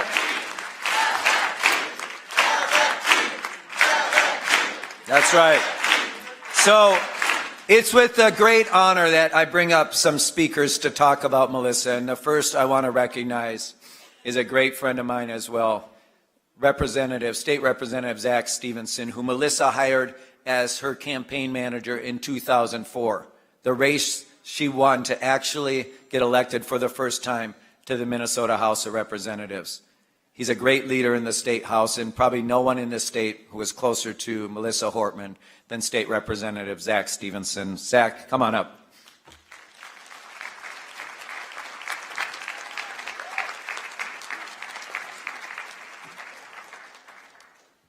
Well, good morning. Thank you, Ken. Thank you, everyone. Thank you for taking some time to remember my friend and mentor, Melissa Hortman. I'm glad to tell you a little bit about the person, the exceptional person that Melissa was. I first met Melissa Hortman in the spring of 2002 at DFL precinct caucuses. I was 17 years old. I was a senior in high school. I was interested in campaign politics. This was Melissa's second campaign for the Minnesota House. She had run in 1998 and lost, and she would go on to lose again in 2002. And it's something that people need to understand Melissa, is that she lost twice before winning on the third attempt. It shaped her view of holding elective office, that it was a fragile thing, an opportunity to be cherished, something you had to make the most of. But it also tells you a lot about her character. Many people would have given up after the first time, and most would have given up after the second. But not Melissa. She picked herself up off the mat, had a margarita, she really liked tequila, and she got right back to work. But what I really remember about that 2002 race was it was all Melissa Hortman. She was doing everything herself. She was a working attorney, a young mom running for an open seat in the legislature, and she did all the fundraising, all the field, all the planning for the mail, tracked every detail, made sure everything was just the way she wanted. 20 years later, I had the opportunity to watch her serve as Speaker of the House for 6 years, and let me tell you, she was still making sure that everything was going just the way she wanted. In 2004, I was her campaign manager, as Ken said, and she won that race by 402 votes out of 21,000 votes cast. That was the year that George Bush was reelected president, of course, and Melissa defeated an incumbent in a district that voted for George Bush, a pretty impressive accomplishment. I want to give you some insight into who Melissa was by telling you just a second about her lawn signs. In that race, she was running against an incumbent. 2004 was a rematch of the 2002 race that she lost. And the message was that the incumbent wasn't getting anything done. So we put right on the top of the lawn signs, it's time to get the job done. She won that race, but she wasn't a big fan of those lawn signs in 2006 when she was running for re-election, because now she was the incumbent, and she was worried that people would think the job wasn't getting done. But rather than buying new lawn signs, Melissa just cut the top off of all of her old lawn signs. She was a practical person who abhorred waste. When she was Speaker, she would walk around in campaign season with a list, a door-knocking report, a weekly door-knocking report, would show how many doors each campaign had knocked every week in each candidate. And she was particular about the way that the report had to be formatted. In fact, the person who door-knocked the most had to be on the top of the list going in descending order. And she'd walk around with that list and she'd show it to people and say, this is a list of the people that I like in the order that I like them.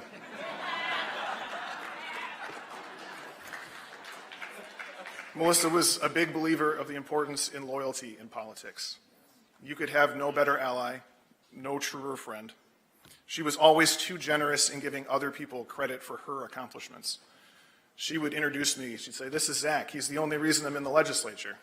I wish I had corrected her more often. Over the years, we talked frequently about her running for some other office. She almost ran for Congress in 2008, but didn't want to be away from her children.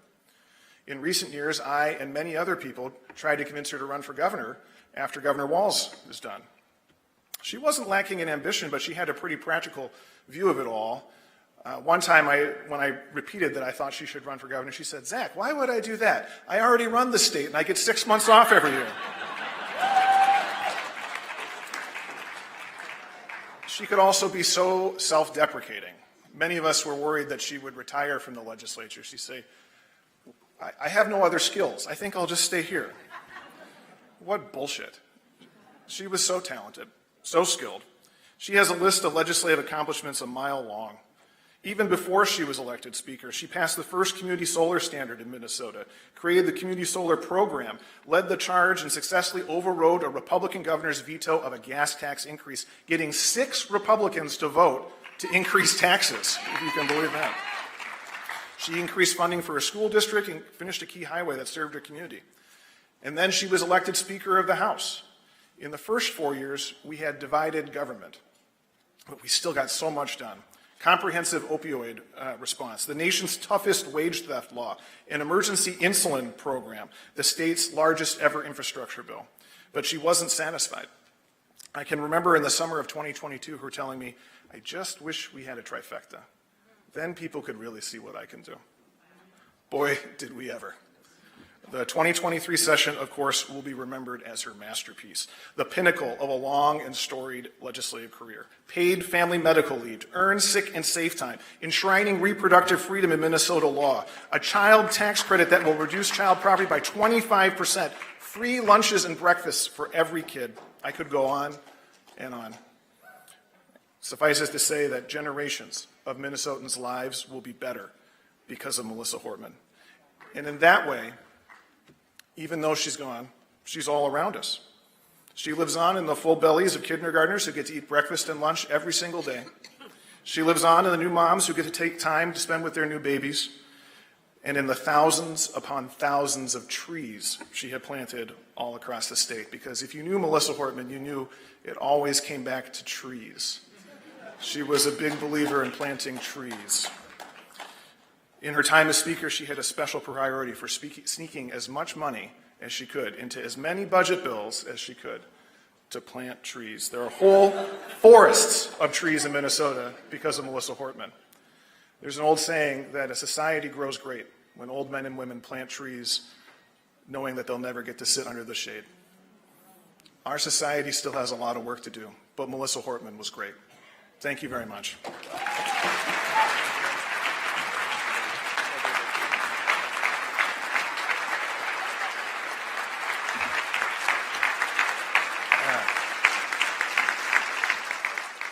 Folks, at this time, I would like to invite Governor Walz, Senator Klobuchar, and Attorney General Keith Ellison back on the stage to just join me in a very truly special moment for me and our DFL and larger Democratic family. Zach, please. Yep.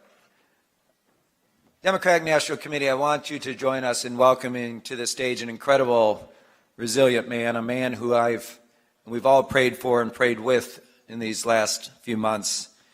You know, Senator Hoffman, of course, his wife Yvette, his daughter Hope, survived the assassination attempt.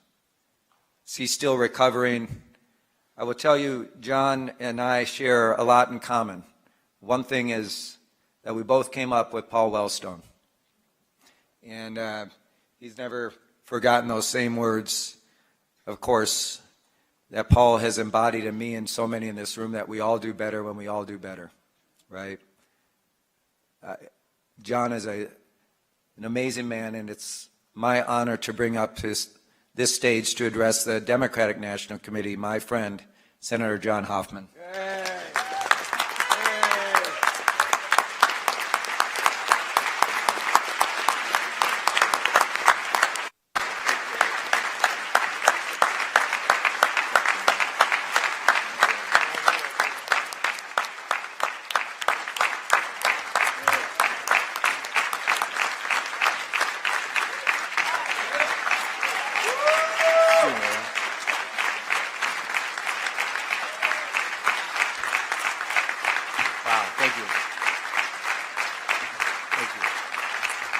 Thank you.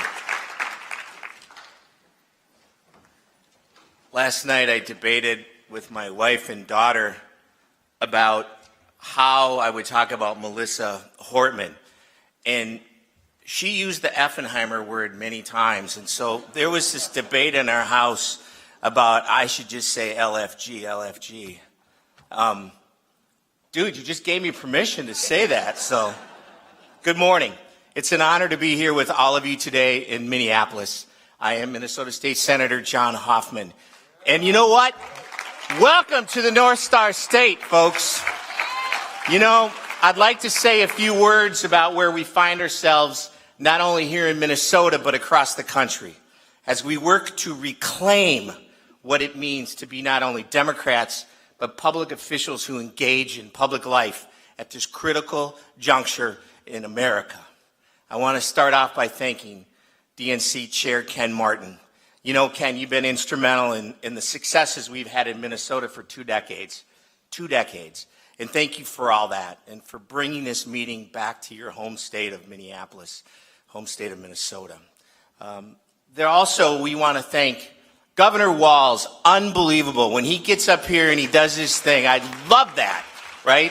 And Senator Klobuchar, I'll still go down to Iowa for you anytime you want.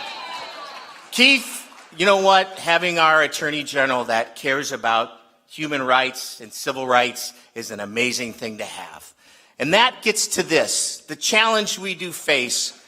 I want to speak about something that we all feel, is that creeping erosion of the public trust. That's not just in institutions, but that's in each other. And in this climate, we must recommit ourselves to governance over grievance, to service over self, and to action over anger. Terror in the night is not legislative reform. It's heinous. It's absolutely heinous. And so as we keep going through that piece of it, this is about courage. And this courage is to meet the fear with clarity. And the courage to put aside performance politics and focus on real solutions. It's about truth, not spin, not grievance, not the easy applause lines, but the honest work of governing. And it's about solidarity, recognizing that our work is bigger than any of us. When we govern with humility and humanity, we restore trust in our institutions and in each other. There's a personal story and a wake-up call. But what I just said is really how we preserve democracy, and this is how we lead.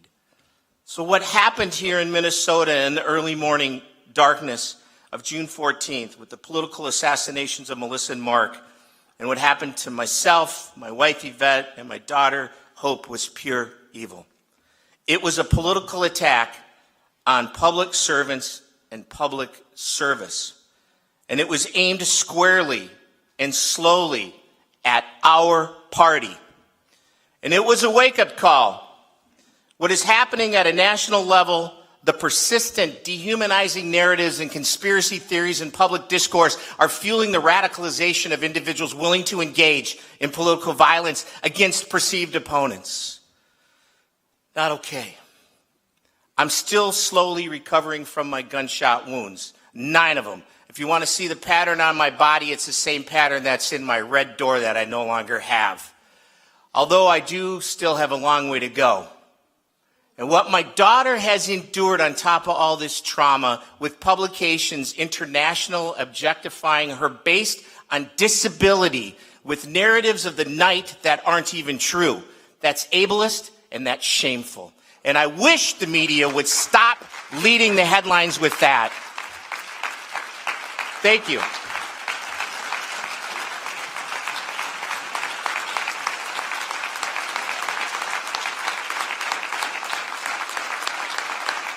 Thank you.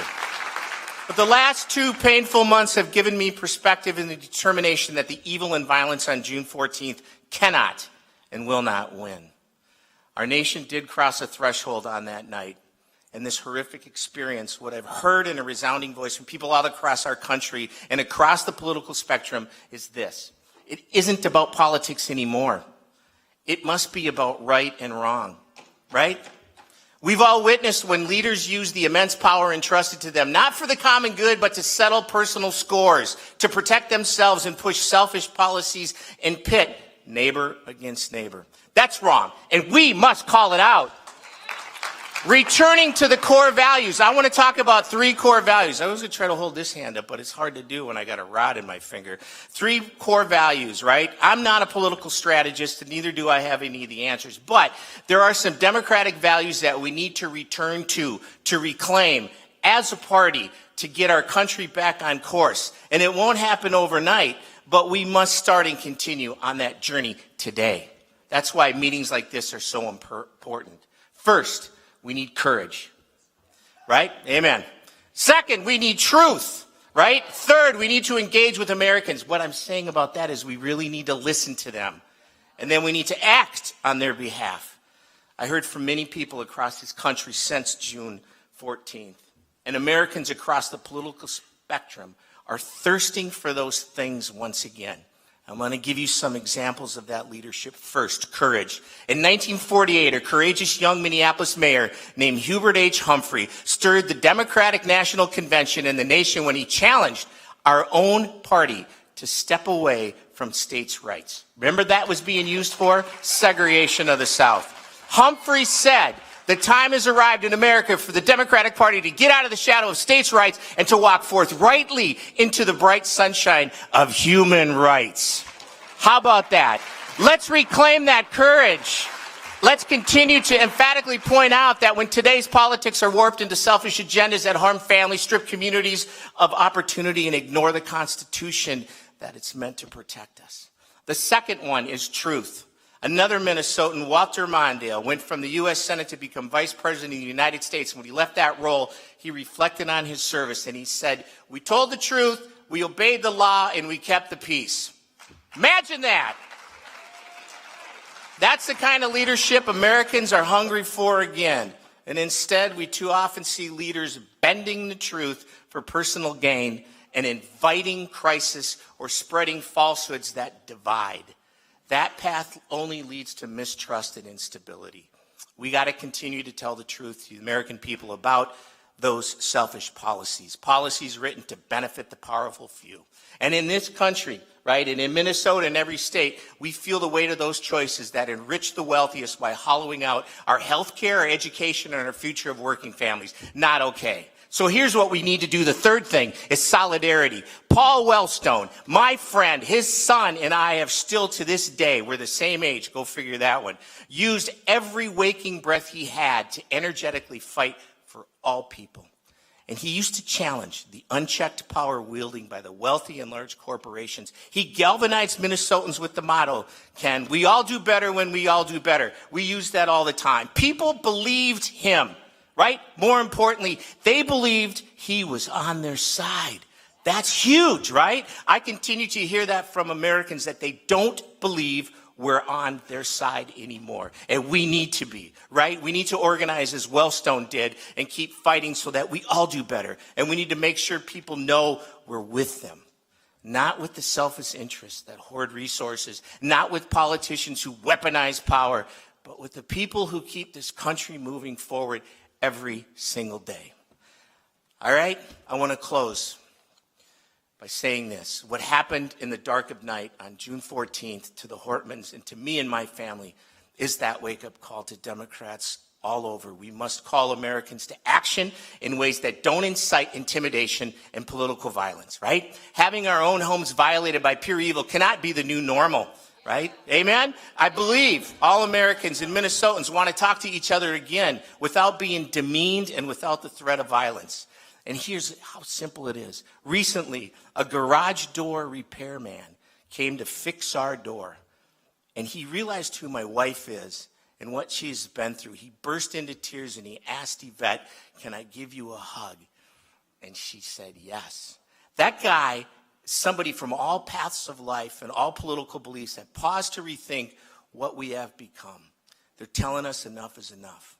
This doesn't mean we're always going to agree, but it does mean we will have to begin to see the humanity in each other. As Humphrey, Mondale, and Wellstone, and every person in this room does, right? We as Democrats, as Americans, as people with humanity, have to reclaim that. Will you help us reclaim that, people?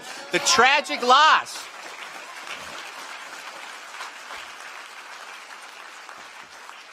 The tragic loss of my colleague, my friend, and my political kid's sister.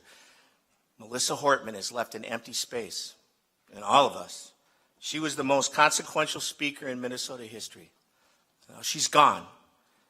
It's our job to fill that space by upholding her legacy and the values she and her husband Mark held dear. Values we hold dear. So thank you.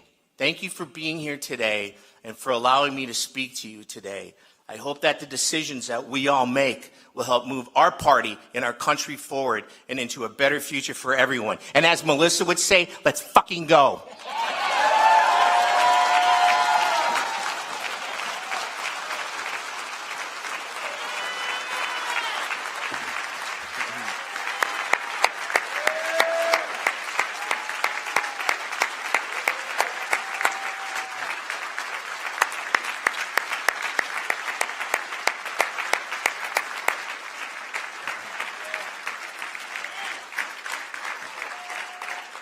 Okay.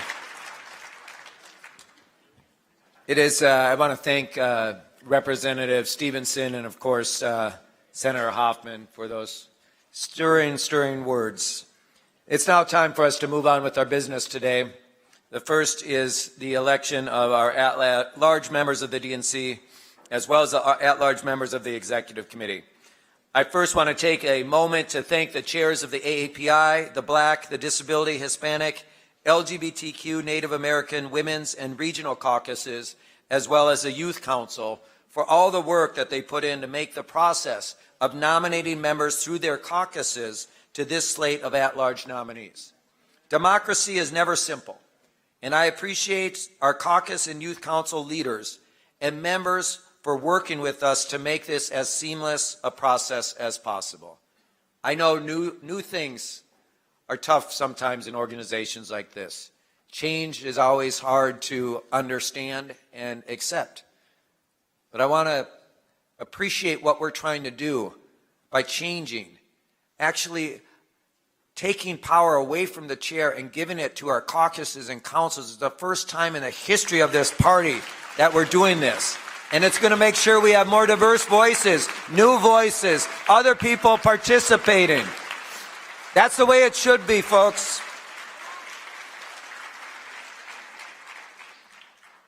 Look, I've said this, just because something has always been done one way does not mean it's the right way. Actions like this, as I said, are steps towards a more representative DNC, and I couldn't have done it without all of you. Our caucuses and councils especially, I want to thank you.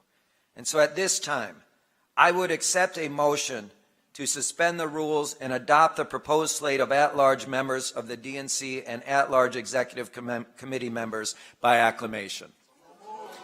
It's been moved. Is there a second? The motion has been moved and properly seconded. All in favor, please signify by saying aye. Aye. All those opposed?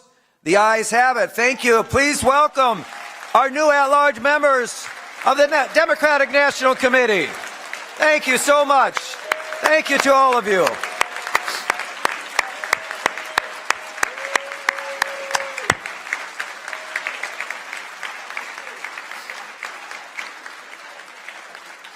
Now, before we move on to the standing committee appointments, let's take a moment to thank all of the outgoing at-large members of the DNC, to thank them for their service to this institution, and I'm grateful for your leadership.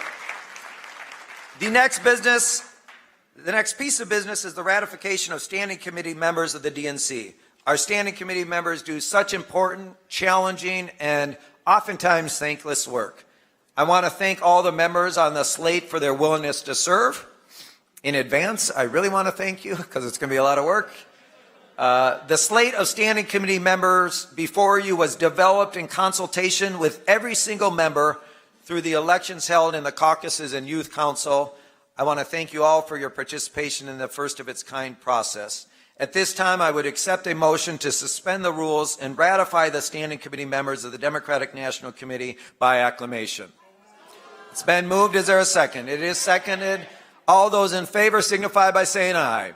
Aye. Any opposed, say nay. The ayes have it. Congratulations to our new standing committee members.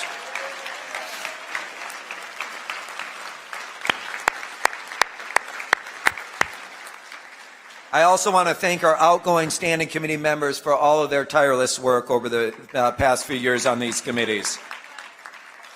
We've got a couple more pieces of business here. I'd now like to welcome to the stage, I think she's here, right?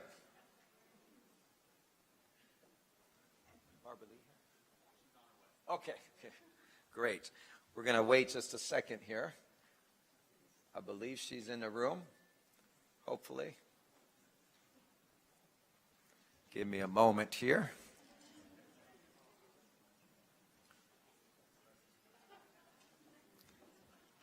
Let's see, we'll give it just a minute, and if she doesn't come, we'll go on to our next piece of business.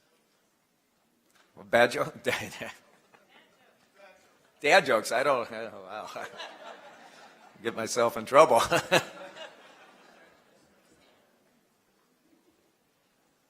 Sean.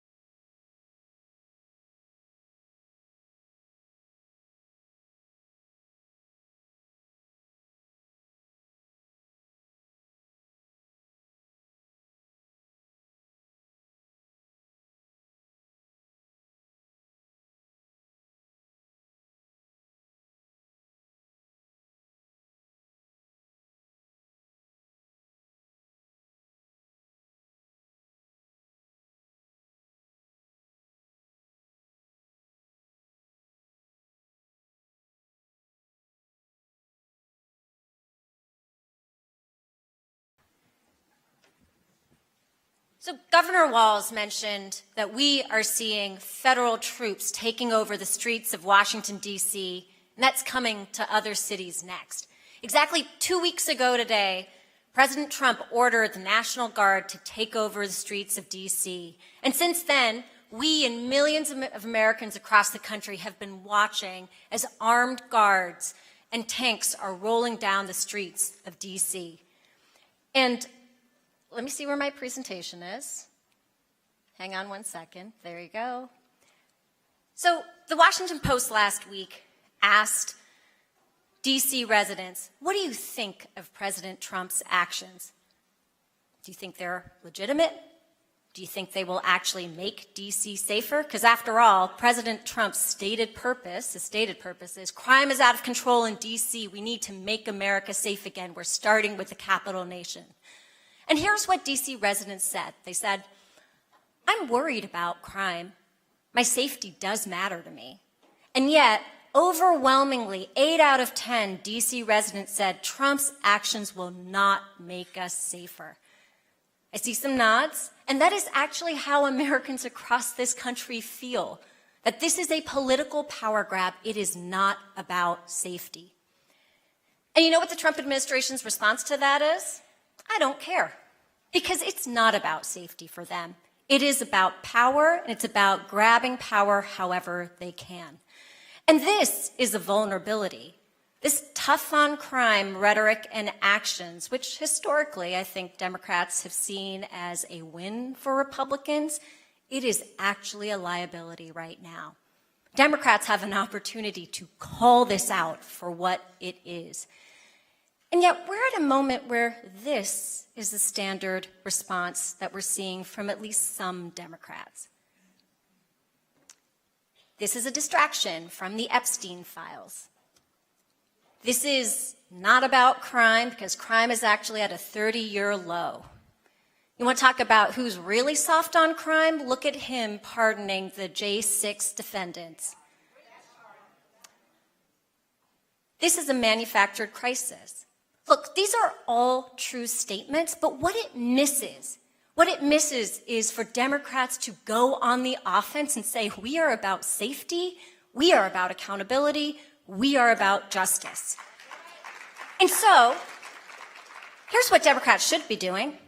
is acknowledging everybody wants to be safe. There's a universal value that we all care about, which is safety.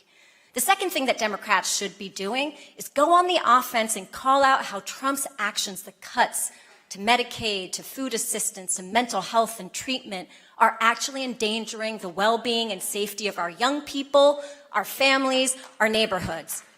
And third, talk about what Democratic investments have done to bring down crime so it's at a 30-year low. Show, don't tell. And look, this is a long-standing challenge for Democrats because crime has always felt like that issue where the opposition has the advantage and at best we get in, we get out, right? And I'm seeing some nods. You know what I'm talking about, and I say this out of love. Like Senator Klobuchar, I am not the we suck party either, I promise. And what we've seen in the last 6 months is that Trump's actions are unpopular with the American public. This is a poll from last month, and on things like the economy and inflation, Democrats have an advantage. Voters trust Democrats over Republicans on that issue that was Trump's signature issue last year. Even on immigration, the thing that felt like the Achilles heel for Democrats last year, now you can see Democrats are up in voter trust. But what's the one issue that still lags? It's crime. It's crime. Because everybody wants to be safe. And what we have seen from our multiple rounds of polling and message testing and studying this issue and working on races is that voters are really clear what Republicans are about when it comes to this issue. Tough on crime, law and order. And when we ask, what do you think Democrats stand for? They say, I don't know. I don't know. What's their brand? Do they care about this issue? And the answer is Democrats do. They do. And there's an opportunity right now with this political liability, this unconstitutional takeover of our cities for Democrats to own safety, to say we're serious about safety. And look, like I said, this is an age-old problem, and there's an opportunity for a new solution. So Trump is not about safety. This is a political power grab, and he will do it however he can, whether that's at the ballot box or taking over our cities. And so back in 2020, after the protests, the summer of George Floyd, after Americans watched people killed at the hands of the police and said, we want better, we want to support the police, but we also want accountability when they abuse their power or break the law. You can see Republicans spent about $100 million on ads attacking Democrats on defund, being soft on crime. Didn't pay off overall. Trump didn't win that year. But they saw this tough on crime play as a winning play in the overall authoritarian playbook. And back in 2022, the midterm cycle, they leaned in. They spent $250 million attacking Democrats for being soft on crime. Again, didn't win overall, but it did win in a place like New York, where Democrats lost the congressional House seats because they were vulnerable in attacks about crime. 2024, we saw the GOP spend over $1 billion on migrant crime, soft on crime attacks. And we all know what the results are. And look, when Democrats respond, it's often to say, I too am tough on crime, right? Like, let's actually try and use their language and use it against them. And the problem with that is that it actually just reinforces the Republicans' tough on crime, law and order brand. And so this is from last year, where in May 2024, we asked, who do you hear more from on the issue of crime? And you can see there was about a 15 percentage point gap between Republicans and Democrats. And when Democrats leaned hard into saying, no, I will get tough on the border, I will get tough on crime, that gap actually increased in favor of Republicans because, again, the message just reinforced the Republican brand. It didn't build a brand for Democrats. And we are at a moment of incredible opportunity for Democrats to take the upper hand on this issue because the American public does not like what Trump is doing, and they see through this pretext of crime for a political power grab. So, how do you do it? What should be the response when it comes to the federal takeover of D.C. and, as we see, Chicago, Baltimore, Oakland, they're all coming too? It's to start with the universal value of safety. We all deserve to be safe. Not about tough on crime scare tactics. I'm here to be serious about safety. Second is go on the attack, go on the offense, and call out Trump's actions of cutting Medicaid, food assistance, mental health care, treatment, all those things as endangering the safety and well-being of our communities. And third, talk about what Democrats have done to invest in community violence intervention, to make sure we have better, more accountable policing, to make sure we address the drivers of crime. And that's what's behind making our communities safe. There's such an opportunity there for the taking. And some Democrats are doing an incredible job on it.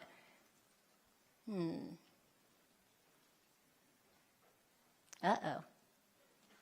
Well, if this was working, it would have Mayor Michelle Wu from Boston, yes, protect our residents. who will send this around later.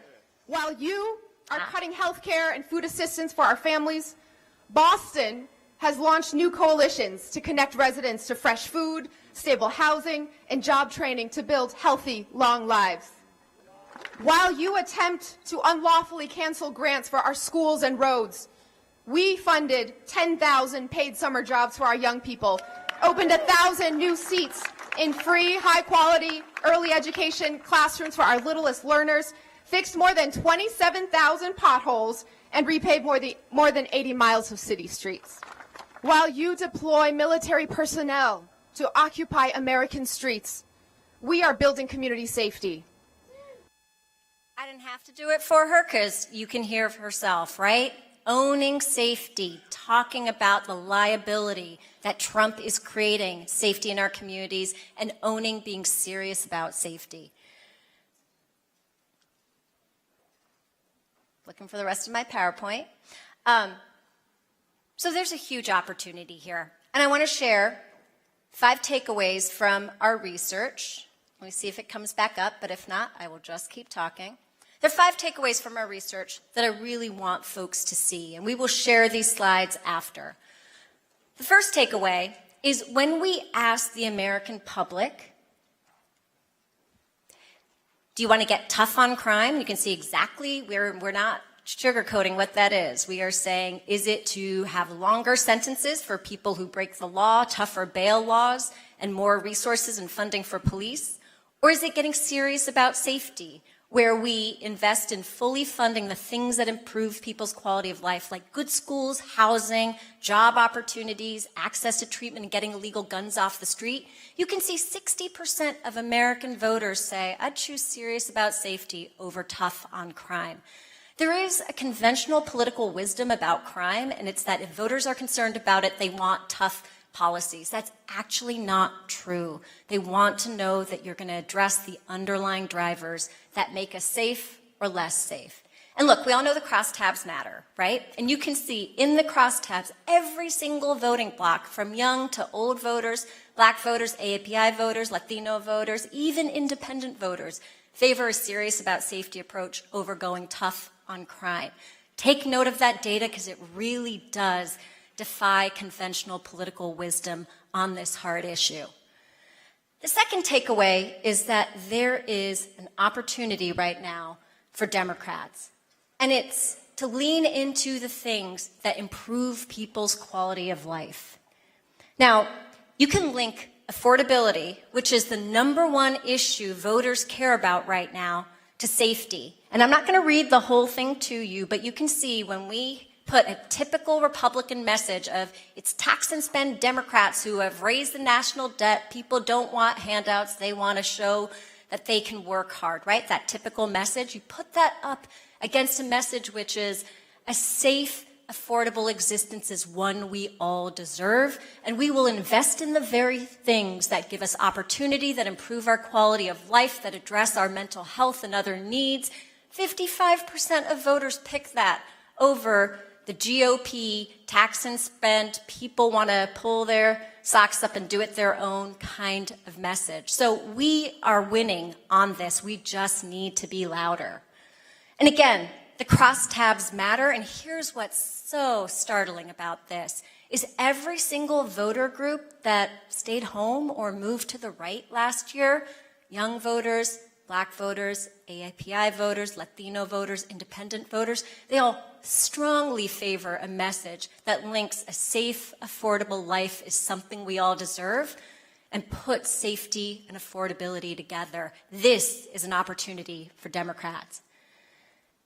And go on the attack about Trump's cuts, because you can see for each and everything from too much enforcement of immigration to cutting health care to cutting services for victims and for domestic violence and for gun violence prevention, American voters think that makes us less safe. Go on the offense. Trump is actually very vulnerable.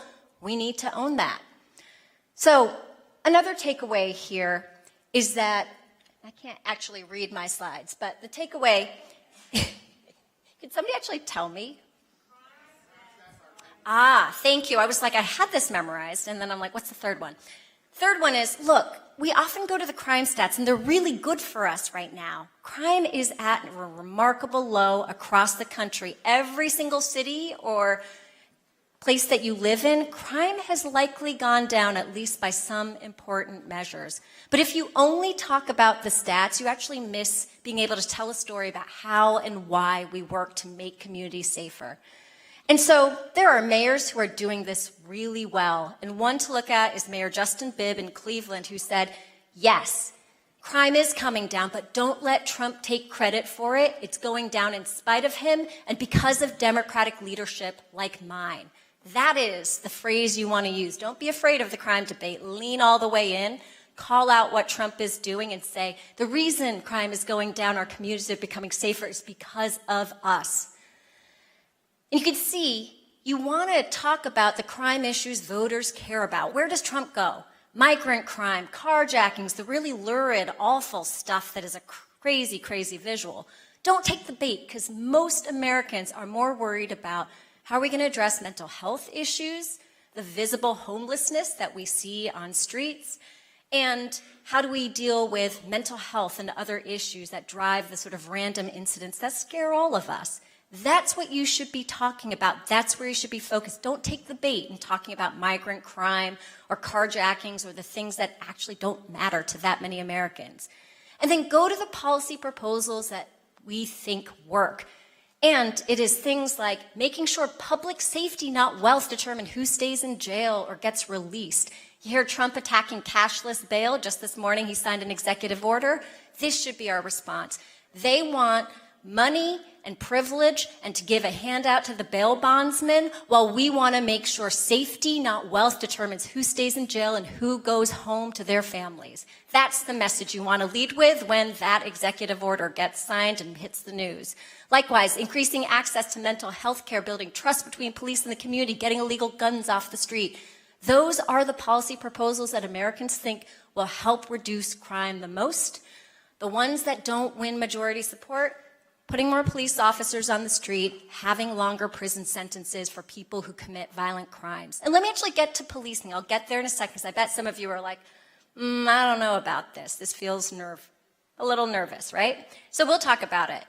Those soft on crime attacks are gonna come whether or not you actually are moderate or you are progressive. Wherever you sit on the spectrum, you're gonna be attacked for being soft on crime, right? And what you want to do is take on the real solutions that make communities safer and call out the scare tactics, even on the toughest issues. So let's talk about policing. We've asked folks, even if none of these are exactly right, which statement do you support most when it comes to policing? And it's support the police who do difficult jobs, who put their lives on the line for us, and hold them accountable if they use excessive force or abuse their power. And help them by taking the burden off of them to solve every social problem so that they can focus on serious crime. It is not actually just more money for police or more funding for police. Time and time again, we have seen the right messages. We can support them, we can help them focus on serious crime, we can take the burden off, and we want better, more accountable policing. The defund attack comes. Here's how you respond. You call out the scare tactics. I'm not about scare tactics or slogans. I'm not afraid to have an honest conversation. We keep expecting police to solve every social problem. No one profession can do that. We're spending too much and putting too much burden on them. It's time to try out some promising new solutions to lift the burden. It's time for support and change, not blame.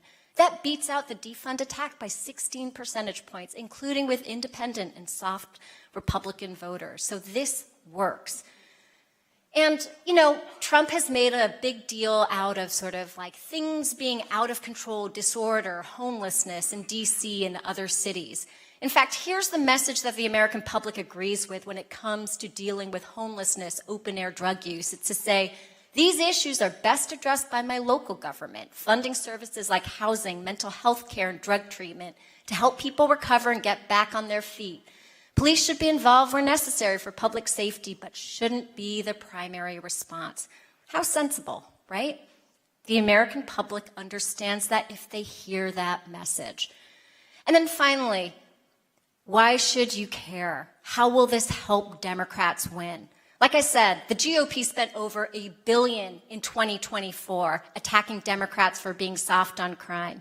You better be ready that they're going to do it in 2026, and they are doing it right now in New Jersey and Virginia. They've already spent millions attacking Abigail Spanberger, who is a law enforcement professional herself in her previous career. They're calling her soft on crime. They will call anybody soft on crime. And yet there's 15 to 20% of the American electorate who is a safety and justice voter. What does that mean? It means crime is a really important issue to their vote choice.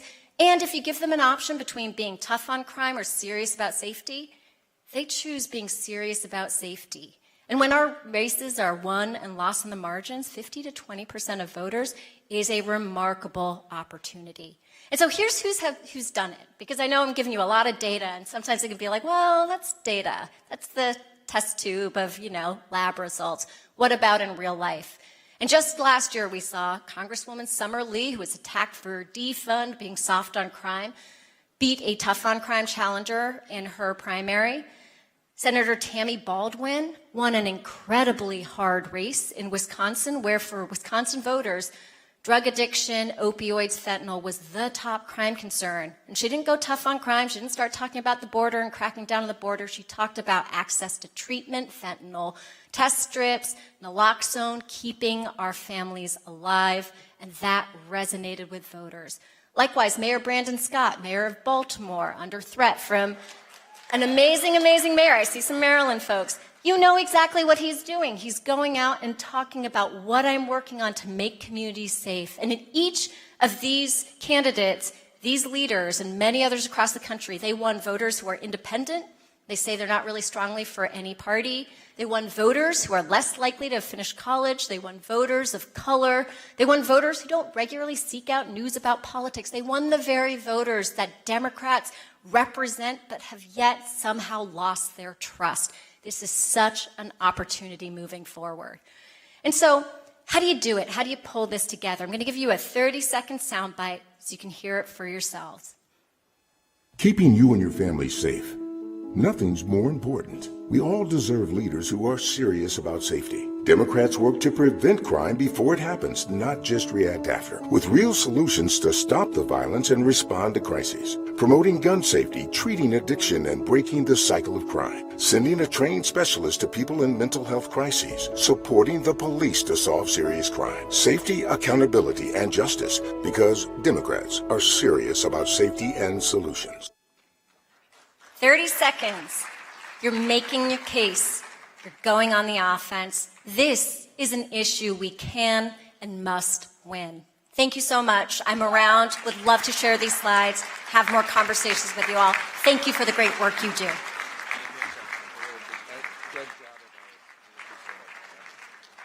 Okay, we are nearing the end of our general session here. I want to bring up DNC Secretary Jason Ray for some quick announcements. We know that folks are excited and ready for our council and caucus meetings today. Because we're running a little over, we're adjusting the schedule and are going to push all of the start times back 30 minutes. So the councils that we're supposed to begin at noon will start at 12:30. We'll have an updated agenda out to folks shortly. But we've got one last speaker, so we just want to make sure everyone gets to participate here in the general session. Thank you. Thank you, Mr. Secretary. Our last speaker for today's general session is a great friend, someone who served in the U.S. Congress so admirably before returning home to her home city of Oakland, California, to serve as the mayor of that great city.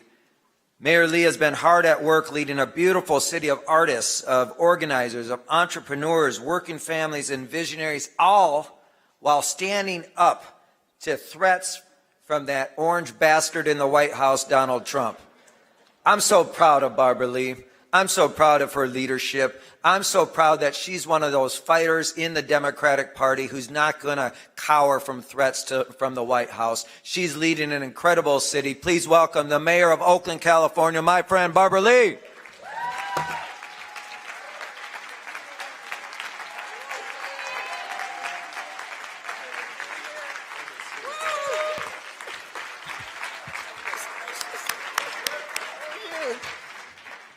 Well, good afternoon, Democrats. First, let me thank all of my DNC members. I want to thank our bold chair, Ken, for your tremendous leadership. Also to our mayor here in Minneapolis, Governor Tim Walz, Senator Amy Klobuchar, Chris Murphy, also Betty McCollum, Ilhan Omar, so many friends here, our Attorney General Keith Ellison, so many leaders in this beautiful state. I just want to take a moment to first bring you greetings from Oakland, California. Oakland is in the house. Now, Oakland is a community that fights for democracy every day. And it's one that I'm honored to represent as I approach my first 100 days as mayor. And I just happen to be Oakland's first Black woman mayor. Now, y'all know the signs of authoritarianism cannot be ignored. And so I want to just take a minute to thank California Democrats, led by Governor Newsom. All right, and I want to thank Texas Democrats for standing strong. I was born in Texas, proud California. Together, we are leading the fight to protect our democracy. Now, Donald Trump, he trashed Oakland. He lied about us. But Oakland is not afraid. We embrace all residents, including our immigrant communities. Our police do not cooperate with ICE. We don't. Oaklanders face challenges head on. Now, in my first 100 days of action, we've moved with urgency. And while we do not sweep our realities under the rug, we are making progress. I was listening to Ishna and her brilliant presentation. Let me just tell you what's happening in Oakland. Violent crime is down 29%, right? Homicides are down 21%. 21%. Vehicle thefts are down 45%. And yes, we have more work to do. People must be safe and they must feel safe. And safety and justice must go hand in hand. Now, our police, we work with our Department of Violence Prevention and Ceasefire, our young people, our nonprofits, our clergy, our violence preventers and interrupters. Donald Trump is just downright wrong about Oakland, like he's wrong about all the other cities that he trashed. Now, the same urgency that drives our work on homelessness and housing does drive our work on public safety. Now, in just 100 days, we secured millions in funding to get people housed and to expand services. We've done that in less than 100 days, actually. We also see the scar of trash and illegal dumping, but we don't turn away and we don't look away. We roll up our sleeves, and in 100 days, with city staff and volunteers, we remove nearly 30 tons of waste mind you, 30 tons of waste with our Keep Oakland Clean initiative. Our young people are helping us engage with keeping our city clean. That's what progress looks like. Now let me just tell you a little bit about Oakland. Thank you, Ken, because we're artists and small business owners. And yes, we're the number one food city in America, in case you didn't know. We're home to the 8th busiest port. We are music legends like Sheila E. and Tower of Power, filmmakers like Ryan Coogler, and we speak more than 125 languages. 125 languages. Oakland is the birthplace of the Black Panther Party, right? And the anti-war movement, right? We are proud of our labor unions. We're a labor union town. And we are building the future through our green economy. We are resilient, we're diverse, and we're unstoppable. So visit Oakland and you will see, okay? I really want you to come. Democrats, let me just say, you know, I've been part of this party for a long time. We must win. We must win. We must win for working families, for low-income families, for the poor, for poor families, for our youth, for our elders, the unsheltered, those who are struggling to pay for groceries, housing, healthcare, education, and yes, those under attack by Trump. And yes, we have to fight for our reproductive freedom and protect our trans community and our LGBTQ plus community, all who are under attack by Donald Trump. We must make life better for everyone in our country. Everyone. And so in Oakland, we empower people. It's power to the people. That's what our party must do. We listen, but we act. And that's what democracy, and you know where we are in terms of our democracy, that's what it demands right now in our history. And so let's fight together unapologetically and inclusively and boldly. We have to be bold now, and you've heard all of us talk about that, because we have to preserve and fight for the future that we all deserve, that everyone in this country deserves. Now, the first Black woman elected to the Congress, who my final legislation in Congress I honored with the Congressional Gold Medal, Shirley Chisholm from Brooklyn, New York. Shirley said, "You don't make progress by standing on the sidelines." Okay, Democrats? She said, "You make progress by implementing ideas."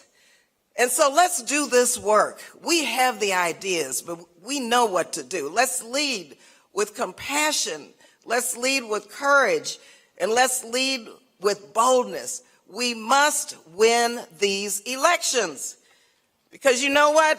And I know you know that when we fight, what do? We win. When do we fight? What do? We win. And what are we going to do? We're going to organize and we're going to fight. And what are we going to do? We win. So all power to the people from Oakland, California. God bless. Thank you, my friend. Thank you so much. Let's hear it for Oakland Mayor Barbara Lee. This concludes our general session meeting today. The caucus and council meetings that were slated for 12 o'clock will start in just a couple minutes, so please make your way to those caucus and council meetings. Thank you so much.